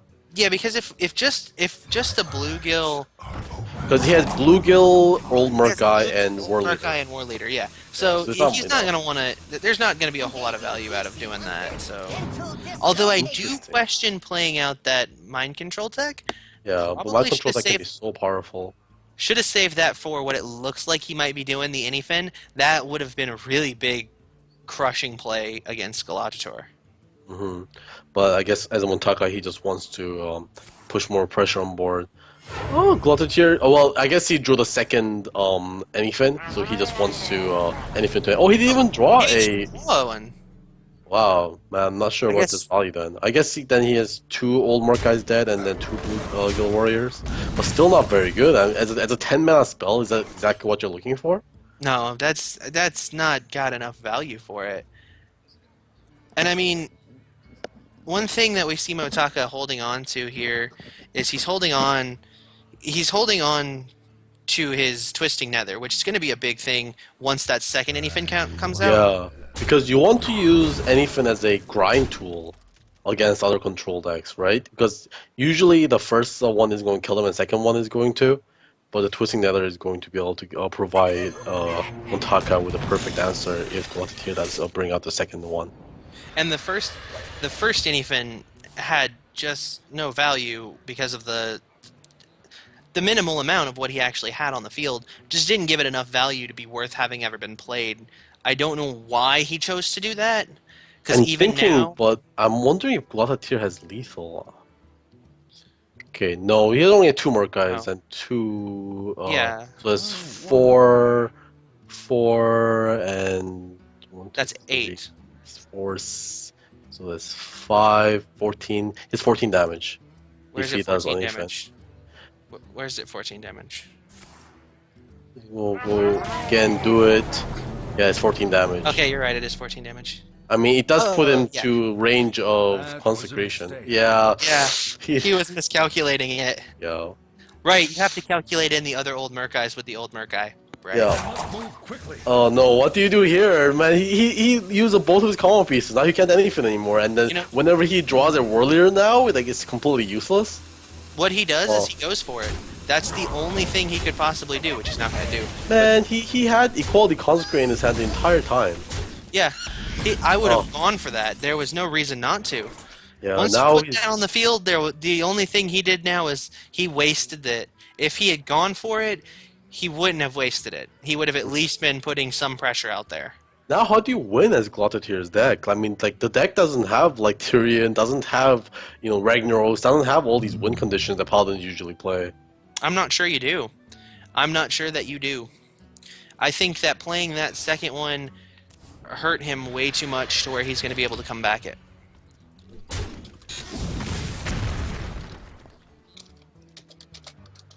Yeah, I don't see... He's not coming back from this. There's just no way.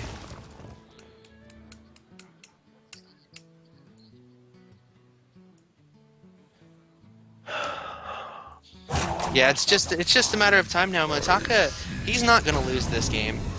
Yeah, I just gotta play safe. And Glotatier just, I mean, his deck is now full of 3/3s that just can't do anything to win the game. Oh, Like he has War Leaders and Aldo Peacekeepers, Heal Bots, Sakla Pains, like just and just the entire deck can't do anything anymore. yeah. Motaka's probably sitting here looking at it and realizing that with that second Inifin, he's got nothing to worry about anymore. He can just play this out and Yeah, Motaka just gotta play safe and control the board, and there's no way he's gonna lose. yeah. Which he's got this. There's no reason to fear at all. Yeah, looks like I might go Alexstrasza here and deal Put him at good old 5. 13 damage. Yeah, I mean, I don't think you push for all the creatures to face. I think you clear at least the heal bot, Yeah, or he's gonna- maybe he just realizes that he yeah, could put him at Glotatier- 5, but holding it for the possibility of a heal wouldn't be a bad Yeah. idea either. I mean, next turn he That's- can just use Leroy plus Abusive Sergeant. Yeah, he's got this. There's nothing for him to worry about. His opponent is going to be able to heal this turn, or he might just consecrate. Equality Consecrate is not bad here. Yeah, but the lay on hands is going to do a lot more Hmm because the equality consecrate leaves too many things to chance. Yeah, and then you can Equality here and just trade in your 1/1s into 8/8s. Yeah, absolutely. He's still gonna have the capability. Yeah, To survive one I more think he just turn. realizes there's just nothing he can do. Well, Like, but it wasn't over yet. I mean, because- how do you win as Glotatier? You have no win conditions left in your Well, I deck. mean, you're right. You don't have a win condition, so the only thing you can do is continue to play and see what you can do. But he would have at least gotten 5 more health off of the zombie chow. So he would have at least Yeah, been able to yeah, put I himself mean, back up to 20. It's not Glotatier thinks he's dead yet, and he just I guess doesn't want to. I guess he just recognizes the fact that like Motaka is going to be able to play this safe and just be able to grind the game out. Yeah, but I don't know about giving up. Yeah, you just like to play to the bitter end. Yeah, I mean, even if you're gonna lose, you never know because anything can happen. Fair enough. Like, any number of things could have happened in that game that would have completely changed it and put it back in Galatator's favor. Hmm Quitting there, just, I don't know, it doesn't seem like the best play. You just want to play till the end, yeah. Just, Fair enough. even if you're going to lose, you're going to lose, but you can't give up without trying. Yeah. Especially I now get we're going to that. be able to be at 20 health, because he would have cleared that whole field and been at 20 health. Yeah. There was it's no reason 2-0 to not keep for it going. Motaka. Yeah, and that's the other thing, because now he's given Motaka a very big lead, and if he loses one more game, it's over. Mhm. I will command And the now here comes the Secret Paladin versus the Morlock Paladin, which I don't think is a good matchup for Morlock Paladin. He really needed to clinch out that game against Warlock there, I think. Just Yeah, for his deck to build. I mean, his deck is a good control killer, just doesn't do well against aggressive decks like the Secret Paladin. exactly, and that's the other reason why I said he should have just kept going with it, because anything can happen in Hearthstone. We all have seen it. We all know that any amount of RNG can change the game completely, even if your main win condition is gone. Yeah, for You sure. still have that chance. Now, had he have just gone and Reno'd or something like that, and you were almost out of cards, fine, give up. I can understand that. But he still had plenty of cards in deck. His opponent hadn't used Reno Jackson. He was at 20 health. It seemed like Yeah. it would have made more sense to just keep going with it. And you never know your opponent might misplay. Exactly. And a misplay can change a game that's lost into a game that's won. I'll never tell.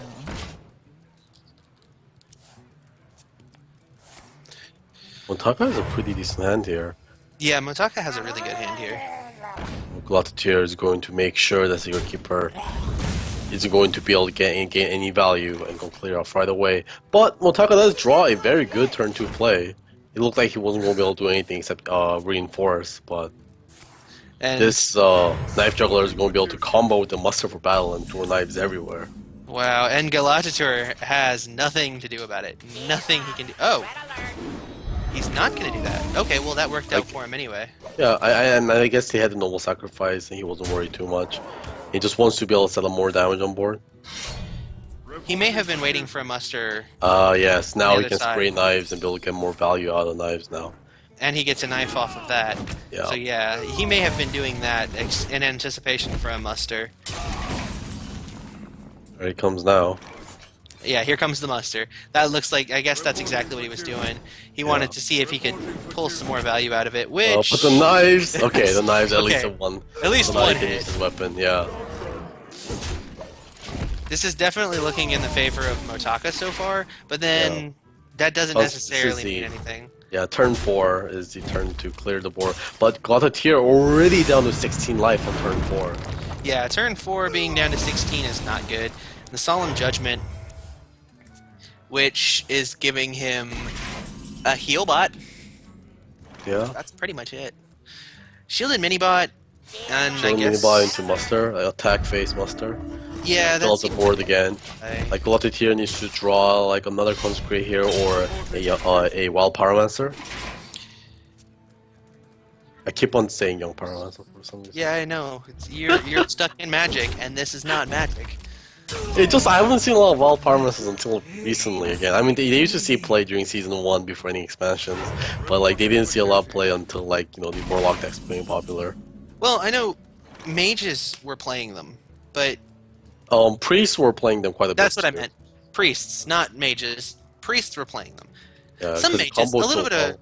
Every once in a while, you'd see a freeze mage that would throw in one, Yeah. just because when you're Good board going all out, you can knock the board out. But that was more for BM than anything else.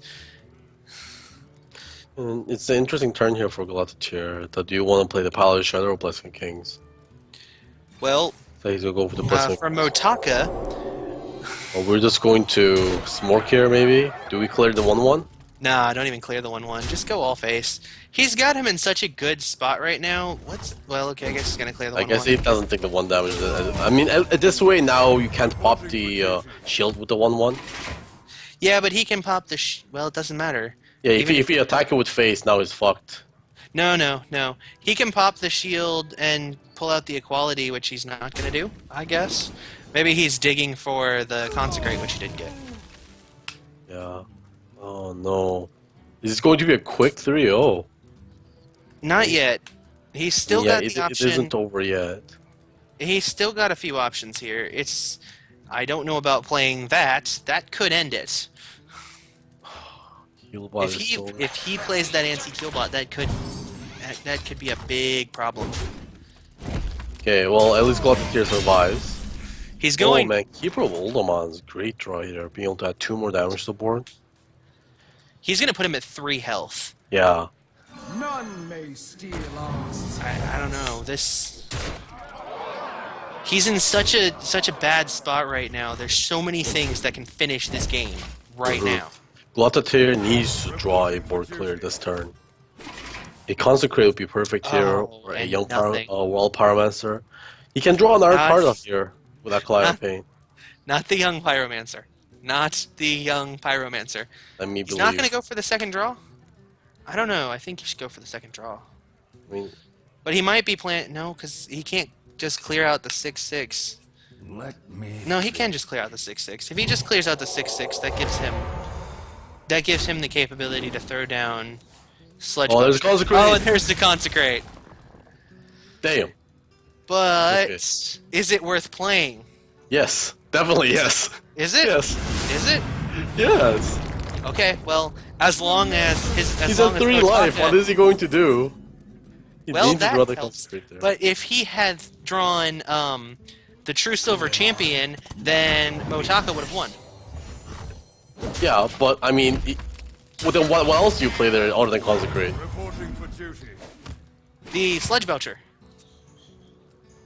Then you still lose to True Silver, anyways, right? Well, that's true. He would have lost to True Silver either way there. I'm And sure. I mean, I think this is over now. Like Yeah. that, Mr. Challenger. Oh, he's thinking of Doomsayer, Sludge Vulture. Doomsayer's. Yeah, but Okay, Okay, Doomsayer Sludge Belcher. That's not a bad play. Okay, no, That's not a terrible play. That's a pretty good play. and there was no repentance on the side of Motaka either. And this is going Um, to clear the board. The Lay on Hands might have been a better play though. Oh, True Silver Champion. Does it change anything? Yes, that changes everything. Yeah, it's and game over. It's game Motaka over. wins. Yeah. Damn. And that's why the Lay on Hands may have been a better play. The Lay on Hands would have kept Motaka from winning.